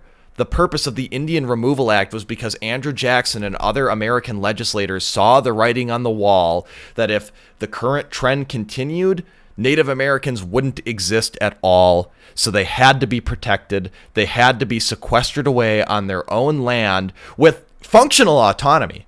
You got to remember that they even had debates with, as late as the passage of the 14th Amendment. And I did mention this in my video on the 14th Amendment. They had debates as to whether or not U.S. citizenship would be conferred onto the Indians by virtue of the fact that birthright citizenship was now a thing. Now, you can say, through the modern prism that this was intended to sort of disenfranchise the Indians, but not so. This was a recognition that these were sovereign Indian nations, and it's referred to as such in multiple U.S. history documents. I see you pinged me. Do you want me to put this on the screen right now? Yeah, just some memes. The one that's at the top of the relocation with the tanky. Do you see that one? Yeah. Yes, I wanted to show that one because you mentioned relocation. I thought it was appropriate. There are no lands for certain races of people, you Nazi. The earth belongs to everyone equally. Pakistanis are as British as native Englishmen. Also, the colonizers of America stole the land from the rightful Native Americans who are its rightful owners. And yeah, that gets to the crux of it is, what's good for the goose ought to be good for the gander. And there's this cognitive dissonance that cognitive dissonance is really confusing to boomer cons. And again, not to keep bringing up my own videos, but I mentioned this in my video on the problem with conservatives is it's like they're out here playing checkers while the left is playing chess. They're not even playing the same damn game. They can't even see the true intentions. They can't even see the true intentions of their adversary, and so they think that when they point out cognitive dissonance like this, right, conflicts, it's going to be a huge own, and that'll show the libs, that'll convert them, that'll show them how stupid they are. But really, what they fail to understand is the whole point is to do bad things to whitey. That's the whole point of their movement. Well, I mean, it's a point that the distributist makes fairly regularly. He makes fun of the mainstream corporate right-wing news. Always. I've shown B. Williams this. Every other article is seemingly calling out the hypocrisy of the left on this and the hypocrisy of the left on that. The left's hypocrisy over AOC saying this one thing. It's like the left does not care about that, right? The distributist said that you should swap every sentence. The left is hypocritical about X with the left does not care about X, right? It doesn't deter them. The fact that I exposed a contradiction. Don't you feel bad about it now? No, they don't. It doesn't matter. And on some level, most of them are aware of the contradiction. Like you said, they just don't give a shit because the whole point of their movement. And this is why you see, what ought to be diametrically opposed forces, right? Like the example I used is transvestites and hardcore conservative Muslims voting for the same political party. That's because it's not about actual ideas, not at this juncture. You can make the claim that, after Whitey's gone, they'll eat each other alive, which I happen to think is true. But the whole point is the left at this point in time is just the anti-white party. And conservatives fail to recognize that this is the struggle in which they are engaged. And if you can't even understand the nature of that struggle, you're screwed. A good quote from, I think it's Oren McIntyre, or it might be Battle Beagle on Twitter, is it's not hypocrisy, it's hierarchy. And what this basically means is that, the whole point of it isn't, the whole point of leftists with this stuff isn't to have a correct belief, it's just to hate white people. And exactly. It's just that white people are at the bottom of the hierarchy, and white people deserve to be destroyed and all this stuff. And I've pulled up your USSR meme as well. I know there's a lag on the stream and you guys can't see my screen, but I'll go ahead and read this one too. Relocation is literally fucking genocide, and the U.S. is literally genocidal. Look at the Trail of Tears. The USSR didn't genocide the taters. They were just relocated. Taters. Yeah. Tatars. Tatars, I don't know. Yeah. I don't know. I think it's Tatars, but Yeah. it's Oh, okay, expect a fascist to understand the difference. Taters is better. Taters is better. I mean, obviously the meme is I think alluding to a fairly The rare US, yeah. cross section of people. I mean, usually there are a lot of shitlibs out there, but not tankies. Like they don't unironically defend the Soviet It's people Union. like it's people like Bad Empanada, those people Yes. who are the Holodomor deniers like him. Yeah, I mean the communist apologists, the people who literally would love to see, the rise of the Soviet Union again. Also, one interesting thing about the meme is that, given what the Tatars did to the Russians prior to getting conquered, what the Soviets did to them was really, frankly, way less than what they deserved. Is that right? So they didn't do it for no reason. Oh, there was a lot of reason to do it to the Tatars, and the Soviets were anything but like brutal. They were very lax with the Tatars comparatively to what the Tatars had done when the Tatars had power. Look who's a tanky now! Holy shit! Well, and just reading the final meme you put up for me to show in the stream, white people stole this land. Well, that means you should give it back. No, it means we need to invite the rest of the world to live on your land with us. And again, this is where boomers get tripped up and think, "Oh, it's so inconsistent." Don't they understand? I just need to tell them about how inconsistent they are. Maybe they'll do some reflection. It's like, well, no. The reason that there's this mania to invite so many people on our land is because there's certain white people who want to bring on as many people into this country as possible. It's like it doesn't have to be like totally internally consistent. The whole point is that it fucks over people like us. That's like the full effect of all of it. Yeah, truly, I do grow tired of some of our fellow white people. That's for sure. I know. Those crackers, man. Those super crackers. And again, there's article after article on this. Like, there's literally the Holocaust Museum in Houston talking about the genocide of indigenous peoples, as though that there was some concerted effort by white Americans at the time to literally exterminate the native population. And if that were the case, one would think that they wouldn't put them on reservations, and there wouldn't have been a bunch of rhetoric at the time about how we have to preserve the Indian nations. You would think that they would just have ceased to exist because of the technological disparity. But right, it's kind of weird that they still have reservations. Technically, like we haven't just fully eaten them up and Mongolized them, so to speak. Like you remember what the Mongols did? It was a deliberate policy. I remember learning about this in my Korean history college course, where the Mongols would just do their damnedest in their like local delegative leadership areas, like certain areas they had control of that were separate from where they came from, and they just make sure to implant themselves. They make sure to take those regional leaders and hook them up with these Mongolian women so they could try to embed the Mongolian bloodline in wherever they were conquering, like to just try to wipe out the people as thoroughly as possible. Well, and that's where I suspect that modern day Amerindians or Native Americans or whatever the term de jure is for this group of people, for the red man,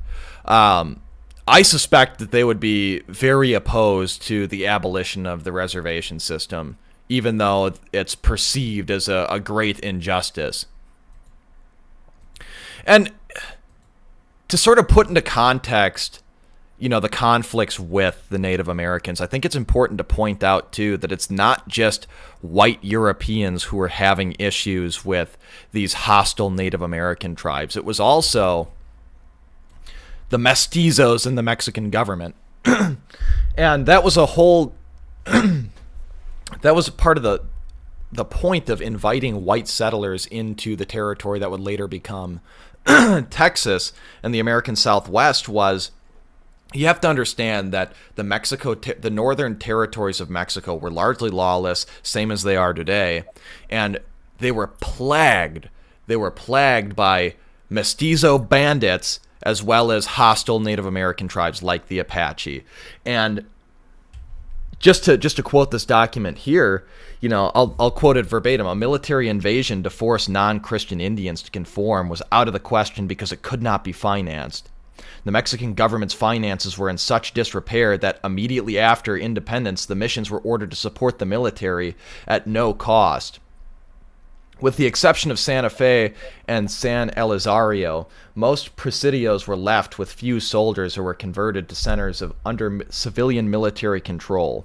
So the Mexican government, the Mexican army, by virtue of the fact that they just had civil war after civil war, with Antonio Lopez de Santa Anna, I think being deposed, he was deposed something like 7 times.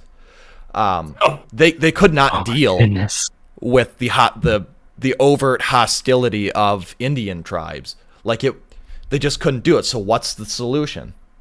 Well, number one, Mexican citizens were required to take full responsibility for their military defense, and expected to form civilian militia units. So yeah, screw you. We're not coming to save you. So that was a large part of the reason why those territories weren't settled. And the other portion of it is they knew that white people had a lot of experience dealing with hostile Native American tribes, and that's part of the reason white people were invited to settle there. Their hope was that they would civilize the territory at no cost to the Mexican government. And of course, when you get two diametrically opposed groups of people, Protestants and Catholics, mestizos and whites, conflict is bound to occur. And that would later transition into, I'm sorry, I'm sifting through documents here as well, transition it into the Texas Revolution and the Mexican-American War.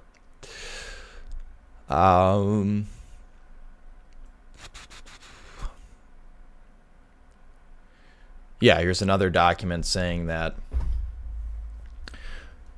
Anglo-Americans continued to settle in Texas with the tacit approval of the frontier officials who desperately wanted to augment the province's population of useful citizens, i.e., not bandits and Native Americans. And this divergence between national policy and regional practice would continue under independent Mexico. So this is going on, fairly early in Mexican history as well. So it's not just whitey that's having trouble with hostile Native American tribes. And at a certain point, you have to question, is it you or is it everyone else that's the problem? Well, I don't even know if it even needs to be that severe. I just think it's the natural fact that when divergent groups clash together, conflict is inevitable. And it wasn't... Our guiding assumption shouldn't be, well, obviously it's the white man's fault that disharmony keeps happening, that these problems keep arising. And it's not even just one tribe. It'd be one thing if it were, okay, they had a real problem with, the Navajo. They were just a real problem, but everybody else was peaceful. No, it's like, they're having wars with the Spanish. They're having wars with Mexico. They're having wars with the United States. It's not even just one group. People fail to recognize that the Apache, they weren't one tribe. The Apache was similar to the Iroquois Confederacy insofar as it was a bunch of different tribes that had banded together with the goal in mind of, sort of fuck whitey, to be really reductive with it. It's the Navajo. It's the Yavapai, and all these different, I'm not going to read them all off here, but all these different smaller tribes. This isn't, it's the nature of humanity, really. So to say that this is something unique to, white people being present on the continent and that's why all this is happening is just, it's blood libel. Not to keep repeating that term, but it's blood libel. Oh, we should keep repeating it. Right. You got to embed it into everybody's consciousness. Make it clear that is what is happening to us. Well, and also, I'm sifting. This is one that I didn't put on our collective Google Doc. So I haven't thoroughly... The colonization of America was I mean, you can tell it's not that the Native Americans weren't like any normal country because it didn't happen in the same way as conquering a normal sort of state. Because it used to be, when you conquered a state, they had permanent cities, they had professional armies, they had, their own dedicated generals, all this complex stuff. But when it came, and like you couldn't just like build your own city in their territory. But when it comes to like the colonization of North America, white people again and again and again and again were able to build permanent cities. This is not possible when you conquer like an actual state. So it's the idea that the Native Americans were some monolith that just as advanced as any normal state, and then it was a conquest like any other is ridiculous. Well, and I want to make sure we get to the Richard Hofstadter quote. So yes, I love this quote. I have pulled up this article since it's sort of your baby here. I'll let you read it. Just let me know when okay, how much of it you'd like to cover and when you're ready. Because I've scrolled down at this point to the part you highlighted in the Google Doc, but yeah, I can see it perfectly fine. So let's go. Okay. Finally, and no less imperatively, there were the Indians, who were all too often regarded by American frontiersmen as another breed of wild animal. The situation of the Indians, constantly under new pressures from white encroachments, naturally commands modern sympathy, but they were, in fact, partly from the very desperation of their case, often formidable, especially in the early days when they... the scroll lag got me, sorry. When they were an important force in the international rivalries of England, France, and Spain and North America. Like the white man, they had guns, and like him, they committed massacres. Modern critics of our culture, who, like Susan Sontag, seem to know nothing of American history, who regard the white race as a cancer and assert that the U.S. was founded on a genocide, may fantasize that the Indians fought according to the rules of the Geneva Convention, but in the tragic conflict of which they were to be the chief victims, they were capable of striking terrible blows. In King Philip's War, 1675 to 1676, they damaged half the towns of New England, destroyed a dozen, and killed an estimated 1 out of every 16 males of military age among the settlers. Later, the Deerfield and other frontier massacres left powerful scars on the frontier memory. And in the formative days of the colonial period, wariness of sudden Indian raids and semi-military preparations to combat them were common on the western borders of settlement. Men and women, young and old, were all safer if they could command a rifle. And I think that's about it. Well, and that's important to note is that, at a certain point in time, like the Indians did get horses, which they got from Europeans. They had a fair number of firearms among them. They were, in many instances, similarly equipped. But yeah, like people take big issue with that phrase in the Declaration of Independence, where they're talking about the crimes of the King of Great Britain, King George III, where he talks about how he's endeavored to bring on the inhabitants of our frontiers, the merciless Indian savages. At a certain point, the word merciless and the word savage has to be applicable in real life. There has to be something in real life that's merciless and savage. And when you're talking about people who would not discriminate, again, to quote from the Declaration of Independence, they didn't discriminate based on age, conditions, or sexes. They didn't adhere to the rules of the Geneva Convention, which of course didn't exist. But, the rules of war, the common, which is... Yeah, we know what's meant by that. By good-natured war rules. They're destroying half the towns of New England, which if you think that King Philip's War still didn't, leave an impression in the minds of the people alive at the time of the American founding, you're wrong. And the subsequent American Indian Wars as well. The trope of the noble savage is, really sickening. I get tired of. Die. It needs to die. Oh, absolutely. I saw that you. We can talk about against land acknowledgements if you want me to pull that up next. Yeah, the way I archived the link, I think there's a certain quote that should be highlighted already, so it'll take you to where you need to go. But if it doesn't, I'll tell you where to Control F. It did not. Ah, damn it. Okay, but put Control F. I am There we go. I don't know how far you want me to scroll down, but I'll let you handle this as well. Yeah. It's not showing up on the screen yet, but I think, are you on the I am a Georgist? And according to Yep. Yeah, okay. So Stuart Regis, this University of Washington professor, I am a Georgist, and according to the Georgist worldview, Native Americans have no special claim to any land, just like the rest of us. But since few are familiar with that economic ideology, I leaned instead on a principle described in John Locke's second treatise on government, now known as the labor theory of property, or the homestead principle. To the Georgist idea that land is owned in common by all living people, Locke added that by mixing one's labor with the land, one encloses it from the shared property, because people own the products of their labor. If, for example, you make the effort to grow corn on an acre of land, you come to own the acre of land, so long as there's still plenty of land left for others to use. And then there's a lot left there, but that's kind of the main paragraph, that you have to use the land in order to own it. I remember there was a very funny analogy you mentioned to me, Jim Dewey. So I had a professor who was talking about this very same topic and this very same concept. And he said to me, and mind you, this was a small class. This was a master's level course. There were probably 6 or 7 of us in that classroom. And he said, suppose, and this is a big room, 70 desks in there probably. He says, suppose you were here first, Jim Dewey, and you laid claim to all these desks around, though you can only sit in one. You have the capability to only sit in one desk.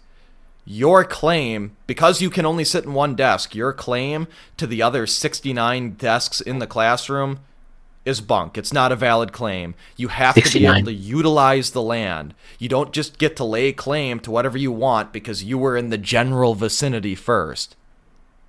And that improvement on the land, or that ass in that seat, that ass in that chair, certainly takes precedence over some sort of vague notion of we were here first, therefore you can't occupy territory that we aren't currently occupying, if that makes any sense.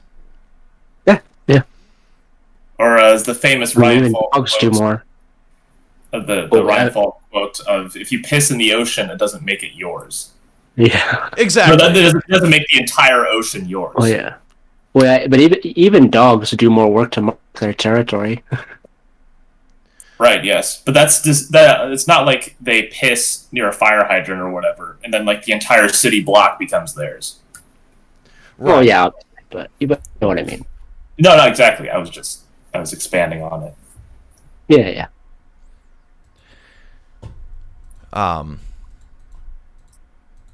And so a little bit of background, and this is the point where I'd like to segue into sort of the Mexican-American War. And yeah, I know it's a Wikipedia page, but generally they're fairly well cited, and it cuts through most of the BS.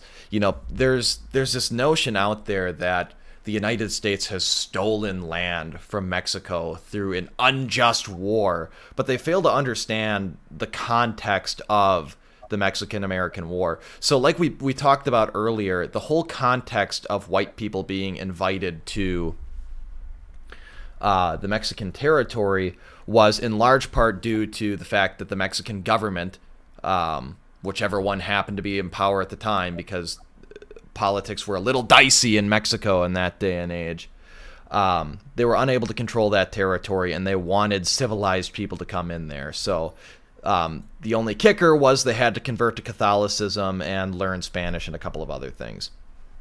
So naturally, as again, two separate and distinct peoples are wont to do, they come into conflict, and the Texans get it in their mind that they want to be independent. They wanted to be independent. I don't think we need to go into any more detail than that. And they fight and win a war against the Mexican government. And Antonio Lopez de Santa Anna, a general at the time who would later become the ruler of Mexico, the president or emperor, or whatever the term de jure was, because there were so many different terms for the leader of their government. He signed a treaty that said that the boundary between the Republic of Texas and Mexico was the Rio Grande River. And it was understood what the Rio Grande was, where it was, and by both parties that this was the hard boundary between Mexico and Texas. So 10 years later, and this happens in 1836, but 10 years later in 1846, when the United States annexes Texas, the Mexicans get real upset because they still felt that they had claim on Republic of Texas territory. They had designs on at a later date in time sort of annexing Texas again. Now, because the Mexicans are incensed, they march an army across the Rio Grande River up to a river called the Nueces River, which they claim is the new boundary between the United States and Mexico. Now, they claim that the Nueces River is the border because that treaty that they signed with the Republic of Texas, well, it's not a valid treaty. It's not a valid treaty because that treaty was signed under duress. So it's the Nueces River. And the notion that a treaty signed under duress is not a valid treaty is just ridiculous to me. Like, you want to talk about the Treaty of Versailles then? Is that no longer a valid treaty? Most treaties in the history of man are signed under the implicit threat of force. Like, treaties are either ending hostilities or trying to prevent hostilities. In a general sense. So the Mexicans undertake an undisputedly hostile act. They march an army up to the border. Even if you claim that that is the border of the United States, they're still marching an army up to the border of the United States, really on sovereign American soil. So naturally, an American army under General Zach Taylor is dispatched to the Nueces River. The Americans staying on the other side of the river, the other side of the disputed territory, and shortly thereafter, the Mexicans lay in ambush and they kill American men, and war is declared because American blood was shed on American soil. So, the United States Army wages two great campaigns. General Winfield Scott, against all odds and really what the greatest military minds of the time supposed would happen, wins.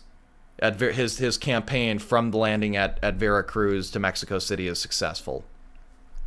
The Duke of Wellington, Sir Arthur Wellesley, at the time famously said, having learned that Scott had landed his troops at Veracruz, said, "Scott is lost." So the fact that a victory was pulled off here is pretty impressive. And another army is marched south from, Texas into, and obviously a couple of other things happened, the Battle of Chapultepec Castle. And they march into Mexico City, and they've by all counts thoroughly spanked the Mexican army. There's no longer any threat of the Mexican army is no longer a threat. The government has capitulated. The United States can do whatever it pleases with Mexican territory. And you know what they decided to do? They decided to purchase a small chunk of the land and give the rest of it back to Mexico. So that's a long-winded way of saying, no, they bought the land when they could have taken it all. It was not stolen. It does not belong to the Mexicans. Like, treaties matter, right of conquest is a thing, and you were paid for it. So shut up, stop kvetching, you're not entitled to the province of Aztlan. Wait, so are you saying that when the Mongols went on their tear, they didn't buy all of the land they acquired?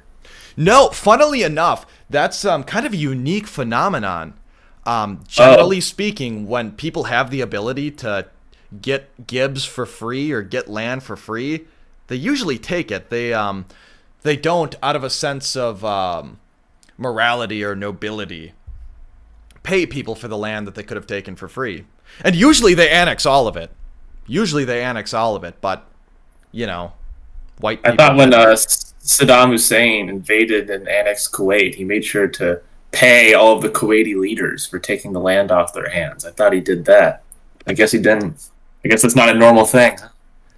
So, I mean, and there is some question about, the morality of the Mexican-American War. Even at the time, like Abraham Lincoln was very famously opposed to it. But you have to remember, too, that politics hasn't changed. Like, people were opposed to things just because other people were for them, and it was... Oh, yeah. A perfect parallel of that is the Libya War in 2011, when suddenly a lot of people in the Republican Party were very opposed to what Obama and Hillary Clinton were trying to do in Libya, the kinetic military action. Or even the invasion of Iraq in 2003. I think there's a very strong parallel there. Like, there's a really unprovoked attack, maybe with some ostensible justification, but an unprovoked attack on American soil that kills Americans, and initially most people are for it, but then because it becomes politically expedient, some people are against it.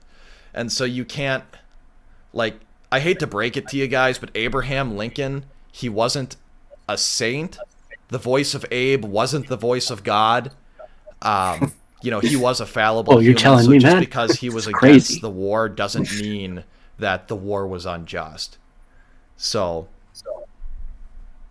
and I covered this a little more in detail in my video on Johnny Harris, because that was particularly egregious too. But no, you don't have white people treated the peoples they conquered far better than anyone else in history did by comparison. And that's just a fact that I don't even know how you can reasonably dispute, or at least with 1 foot in the realm of logic dispute. That's a new phrase. I haven't heard that one before. That's because I think I just kind of cobbled it together on the spot. Wow. What a prodigy. You're a verbal prodigy. Yeah. Call me So, Shakespeare. there's a meme that I'm trying to put in our server that is tangentially related, that kind of underscores the whole, just the whole issue with white people like us. Like, it's our propensity to get taken advantage of. I think I just put it in there now. I think it's analogous. And I know I've been very vague about it, but I just want people to be able to see the meme. Boy, I sure do hate white men, even though they're the only people to ever treat gays with any level of decency. We really need to import people who want to behead me. Yeah, and that's the part I don't get. Like, there's a failure to recognize among smaller, more traditionally oppressed groups on the left that importing these hordes of migrants from places that don't really have a set of progressive sensibilities regarding homosexuality or trannies. Exactly. Like, if you get what you want, like, people like you are going to end up getting tossed off of, you're going to get stoned to death. You're going to get thrown off of tall buildings. Like, you will be persecuted harder than you ever were by white people. Even though there were laws against sodomy in the United States, nobody was people weren't getting executed for sodomy. At worst case scenario, you did some time in jail for being a fucking degenerate. Like, and I don't know about you, but I would rather be imprisoned than stoned to death, given the option. Probably. Stoning sounds pretty good. Mm-hmm. Or, don't they sometimes bury them up to the neck and then stone them? That's the thing. I mean, there are all sorts of... I mean, beheading is pretty brutal. I mean... Throwing off a building. I'm sure we've all seen, like, the classic lively meme videos of things ISIS were doing. Like, one that sticks out in my mind is where they put that Jordanian pilot in this wood cage and then doused him in gasoline and lit him on fire. That was pretty terrible. Oh, there's a funny thing. I was reading one of ISIS's official magazine, the Dabik. It was their last issue in July 2016. And just straight up, one of the pages in it shows like a still frame of a katana being used to behead someone. Jeez. Yeah. So it's like... I mean, how many times do we have to make this point? That you won't find a more suitable host than white people. And yet, if you really internalize that we are genuinely the absolute worst, and it doesn't matter what kind of rank abuses are perpetrated by brown people, if you really internalize that even if they do that, it's never as bad as white people, then I guess you have to act on it to a certain extent. And maybe bringing on the brown hordes will be better than awful white devils like us. Well, and that's the thing too, is like even the very notion that slavery is bad, or no matter how degenerate somebody is, they're still entitled to a certain, because they're a human being, they're entitled to a certain level of decency, you know, a certain level of civility. These are all notions that come from white society. Like, as much as people want to lay slavery at the feet of white people were the only ones who ended slavery, and they put together squadrons of naval vessels to end the slave trade. Yes, that's true. That's what the British did. Yeah. Oh, and that was a big part of the mission the mission of the American Navy too in the early days, was stopping illegal slave trade. You know, and yeah, I mean, European society were the first to stop executing people for this sort of thing. So, and then, you know, then the Europeans decolonize places and slavery returns.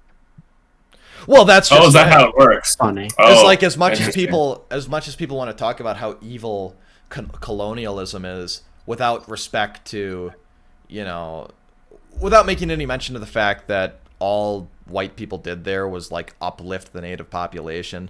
Objectively speaking, as soon as white people leave, things get bad there. Like, there's that famous compilation of the newspaper headlines where it's like, Zimbabwe expels white farmers, Zimbabwe starves, Zimbabwe wants white farmers to come back. Yes. Brilliant. And South Africa is doing so well post-apartheid as well. Well, that's what I mean. Within living memory, like in the 90s, like I have relatives who visited South Africa in the 90s. Like, wow. It was a civilized place, you know, pre-end of apartheid. Like, it's objectively gotten worse for everybody there once, you know, the vestiges of white power have been decoupled from the state. Damn. What's that one town called that's almost whites only? I don't know. You mentioned it before. I forgot what it's called, though. But yeah, there's a town in South Africa that's almost whites only that's flourishing. And actually, I believe it is not like it's not like a no blacks allowed town. I think it's more of a, like, everybody is held up to a common standard, and there are certain black people who do meet that standard and are allowed to stay. Wasn't it also a you know, that South Africa, like, every house has walls around it, or has pretty large gates? Oh yeah. That's another thing. Just that and that's pretty common in most non-Western nations, like, to have, you know, gated enclaves like that. But I see that you linked a Salon.com article on the sacrificial virgins of the Mississippi. I'm not sure what the context of this is, but I don't know if we want to take this one for the Native American. Okay. So we have one commenter response to the name of that one South African. Oh, I just remembered it was Aranda. But his response, and the commenter's name is too funny. Comzone response as Crackerville. That's too funny. Nice. Well, obviously you can tell he's a bit of a troll there by his profile picture. Yeah, we don't have to go to the article in great detail. The point is that Cahokia in the Northern American area practiced human sacrifice, and it involved virgins. And you could, if you happen to access it, just like scroll down, or you can Control F to the number 53. Oops. Are you able to see it? Yeah. It appeared that 53 lower status women. Oh, there's also 53 young women. Okay, I think that's another area. That was the passage I had in mind. You can read it too, because sure. Hello says, and I don't want to lose sight of this point too. He says, if millions can immigrate illegally, why don't they try improving their own country instead? And that's a point I brought up too, and I don't hear it often repeated, but let's take the left at their word, right, and say that these are all future doctors and lawyers. You know, these are the best of the best, the cream of the crop. They're really going to enrich our country.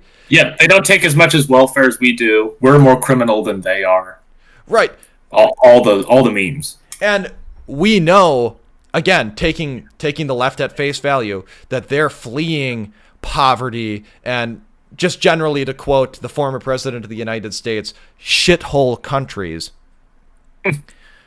It's detrimental to those countries and the people who are left behind in those countries to allow illegal immigration, because we're taking it's brain drain. We're taking the best of the best to enrich ourselves at the expense of these nations. And mark my words, like 100 years down the line, after, you know, the white population of this country is like 20%, they will throw that at our feet. They will say, you stole, just like colonialism, you stole the wealth of those nations. You stole their human resources to enrich yourselves. Evil whitey bad, you know, go kill yourself. I guarantee you that's what'll happen, because that's exactly what they did after the end of the colonial age. You mean the meme will never die? The motif will never die? Yeah, No. but It's the never going to be enough. You will never be able to Yeah. do anything correctly as a white person. That's Yes. what people like. The conservative movement as a whole lacks the ability to just cut through the bullshit and get straight to the point. They just chase their tail in just don't circles. Like, but I digress. As Aaron Well, to McIntyre answer, says, to answer they just- Hello's question, the reason they immigrate instead of fixing their own countries is because just fast life history strategy. They don't have the ability to fix their own countries, and they don't want to put in the effort. They see that they can get free shit by moving to America, and so they do. It's just that simple, really. Yep, for Right. Brett in the chat, please. Yep, entirely. I'll just Sorry, start I'll with the top of that paragraph that says some archaeologists is that keep in mind this is Cahokia, which is like the biggest city north of Mexico in North America. Some archaeologists might pussyfoot around this question more than how do you pronounce that? Pocketat does. Yeah. But it also seems clear that political and religious power in Cahokia revolved around another ancient tradition. Cahokians performed human sacrifice as part of some kind of theatrical, community-wide ceremony on a startlingly large scale unknown in North America above the Valley of Mexico. Simultaneous burials of as many as 53 young women, quite possibly selected for their beauty, have been uncovered beneath Cahokia's mounds, and in some cases victims were evidently clubbed to death on the edge of a burial pit and then fell into it. A few of them weren't dead yet when they went into the pit. Skeletons have been found with their phalanges or finger bones digging into the layer of sand beneath them. Very nice. I bet it's the white man's fault still, just like Crow Creek in the 1300s. Well, and again, Still I was trying to, then. for those of you who haven't seen it, I addressed a really truly awful human being called Suffrage Church, or that's the name of his channel on TikTok. And he is no joke giving me like 6 months worth of content with the ridiculous, like just off the wall lies he tells about white people. And one of them is, he doesn't outright say it, but he heavily intimates that white people were practicing cannibalism of blacks to a very high degree. Like, this was not an isolated instance. White people are barbaric. And I was trying to keep it under 10 minutes so I could post it on TikTok. But yeah, this is another example of what I was talking about, where you can point to some medicinal cannibalism in white history. Like in Rome, they would drink the blood of falling gladiators to try and gain some sort of vitality, or bone might be ground into some sort of snake oil. But that was medicinal. Like, that is far and away more civilized than selecting 53 young women for their beauty and just burying them alive for, ritual religious sacrifice, or consuming, the hearts of your prisoners of war and things like that. Like, oh yeah, we haven't even gotten to the Aztecs yet, which is just its own can of worms. no, and that's the thing is, like, those in glass houses should not throw stones. Like, they're still eating people in the Democratic Republic of Congo today. So if you as a black person want to call white people barbaric because of a dangerous lie that you're hearing that white lynching victims were turned into castor oil and eaten, like, you need to police your own people first before you deal with that. Also, like you mentioned, the fallen gladiator blood. I didn't know about that, but I mean, obviously, there's a big difference between that. Like the again, gladiators, you'll find all, like, you know, in combat, and they're not specifically killed to be eaten. Well, and that's the thing too, is like, I'm hesitant to make claims about the frequency. Like, my suspicion is that this was a limited occurrence among European societies, and it was certainly only practiced by the uber wealthy who could afford such a cure. But I can't find any actual documentation indicating, you know, the degree to which this stuff occurred, so I'm hesitant to... But my sneaking suspicion is that this happened so infrequently that people wrote about it. It also makes me wonder if we could like time travel back to one of those executions where apparently if they got like 53 hot women that they're about to club and bury alive, we're like, you know, can I take a few of those back with me, please? Yeah. Just waste all of them. Killing off your hot woman is like dysgenic too. It's like, oh, it's terrible. It's like an absolutely abject waste. Yeah, so the article I sent was about, it was originally from the New Yorker, but suspiciously I can't find the original article on the website, so this is just cribbed from that. This is about the Anasazi, or the Puebloans, or a ancient Native American culture from Southwest America, or Southwest North America, if that makes sense. And it just talks about cannibalism, and there's a key paragraph that you can go to if you Control F, he went on. Yeah, yep, I've got that pulled up right here. Okay, good. Yeah, you can just read that paragraph and whatever else you want. He went on to say that most of the bones, not only the skulls, also showed marks of cutting, chopping, dismemberment, butchering, defleshing, and roasting. The larger bones had been broken apart and marrow scraped out, or, in the case of spongy bone, reamed out. Turner and Morris concluded that the Palaka-Walsh bones represented the most convincing evidence of cannibalism in all Southwest archaeology. That's metal. That's metal. Like, that's hardcore. Again, there's no white people around to blame for that.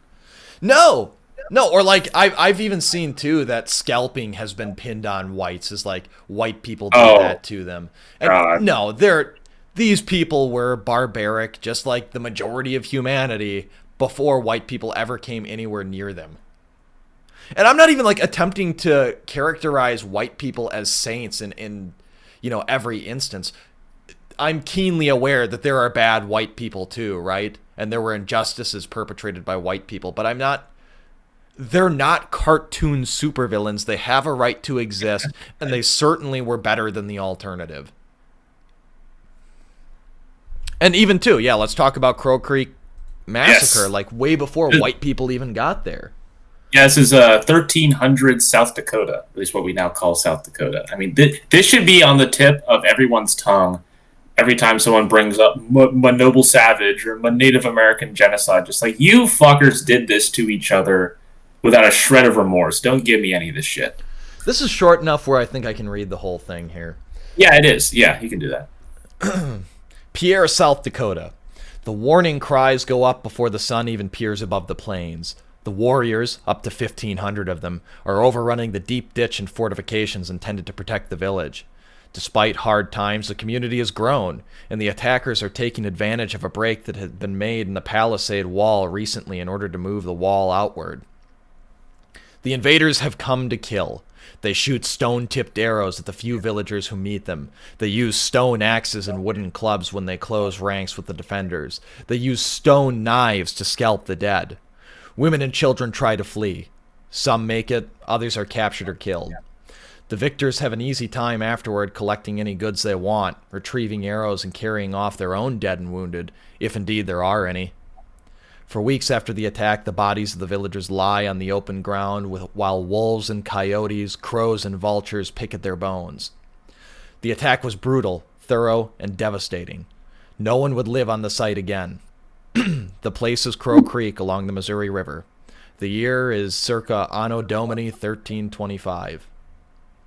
Eventually, some of the villagers returned to bury the nearly 500 victims in a mass grave, the worst atrocity in the history of what will one day be the state of South Dakota. In comparison, an estimated 150 to 300 Native Americans were killed by the United States Army at the massacre at Wounded Knee, South Dakota, in December 1890. The village known today as Crow Creek lies along the Missouri River between Chamberlain and Fort Thompson. The Capital Journal reports, excuse me. Before the Missouri River dams were built, it sat on a bluff bordered by Crow Creek and Wolf Creek to the north, but is now abutted by the Big Muddy itself. Today, the 10-acre area is owned by the United States Army Corps of Engineers and... Oh, does it just end there? Yeah, I mean, I can click more, but the link appears to be broken. But, I mean, you get the gist of it. Like, this is a good 300 years before white people in any number are present on the American continent, let alone present in South Dakota. And they're perpetrating atrocities on one another far greater than anything even the United States Army has been accused of doing. I mean, I wouldn't be too sure about that. There's been some shitty blood libels out there. But we get the gist of what you're saying, however. For sure, and for sure. And I would like to point out, too, like, the state of the technology of these Indian tribes in 1325 when, you know, knights are in full plate armor and they're wielding iron and steel swords, and we have these vast cities, like, they're using stone axes and wooden clubs. They're on foot. They've got no conception of, like, animal husbandry in the way we would understand it. Or let's talk about child sacrifice in South America long before Whitey got there, too. There's plenty of that in spades. Yeah, for sure. Again, this is short enough where I can go ahead and read it without any issue. Archaeologists in northern Peru say they have found evidence of what could be one of the world's largest single cases of child sacrifice. The pre-Columbian burial site known as That's important. Pre-Columbian. That's very important. That's pre-1492, before the white man was there. Contains the skeletons of 140 children who were between the ages of 5 and 14 when they were ritually sacrificed during a ceremony about 550 years ago. Experts who led the excavation told the Associated Press on Friday. The site, located near the modern-day city of Trujillo, also contained the remains of 200 young llamas apparently sacrificed on the same day. Interesting. The burial site was apparently built by the ancient Chimu Empire. It is thought that the children were sacrificed as floods caused by the El Nino weather pattern ravaged the Peruvian coastline. They were possibly offering the gods the most important thing they had as a society, and the most important thing is children because they represent the future, says Gabriel Prieto, an archaeology professor at the National University of Trujillo, who has led the excavation along with John Verano of Tulane University. Llamas were also very important because they had no other beasts of burden. That's important too, is like there were animals that could have been bred into larger beasts of burden, similar to the way that Europeans had done it with I forget the name of the proto horses, but you know what I'm getting at. Uh-huh. And they simply were not advanced enough to do so. They were a fundamental part of the economy, Mr. Prieto said, adding that the children were buried facing the sea while the llamas faced the Andes Mountain to the east. Excavation work at the burial site started in 2011, but news of the findings was first published on Thursday by National Geographic, which helped finance the investigation. Mr. Prieto said that besides the bones, researchers also found footprints that have survived rain and erosion. The small footprints indicate the children were marched to their deaths from Chan Chan, an ancient city a mile away from Las Llamas, he said. Mr. Verano said the children's skeletons contained lesions on their breastbones, which were probably made by a ceremonial knife. Dislocated rib cages suggest that whoever was performing the sacrifices may have been trying to extract the children's hearts. Jeffrey Quilter, the director of the Peabody Museum of Archaeology and Ethnology at Harvard University, described it as a remarkable discovery. In an email, I don't know that the rest of this is relevant. Well, yeah, it just says concrete evidence that large-scale sacrifices of children occurred in ancient Peru. And this is horrific. If anything warrants the term barbaric. It's this.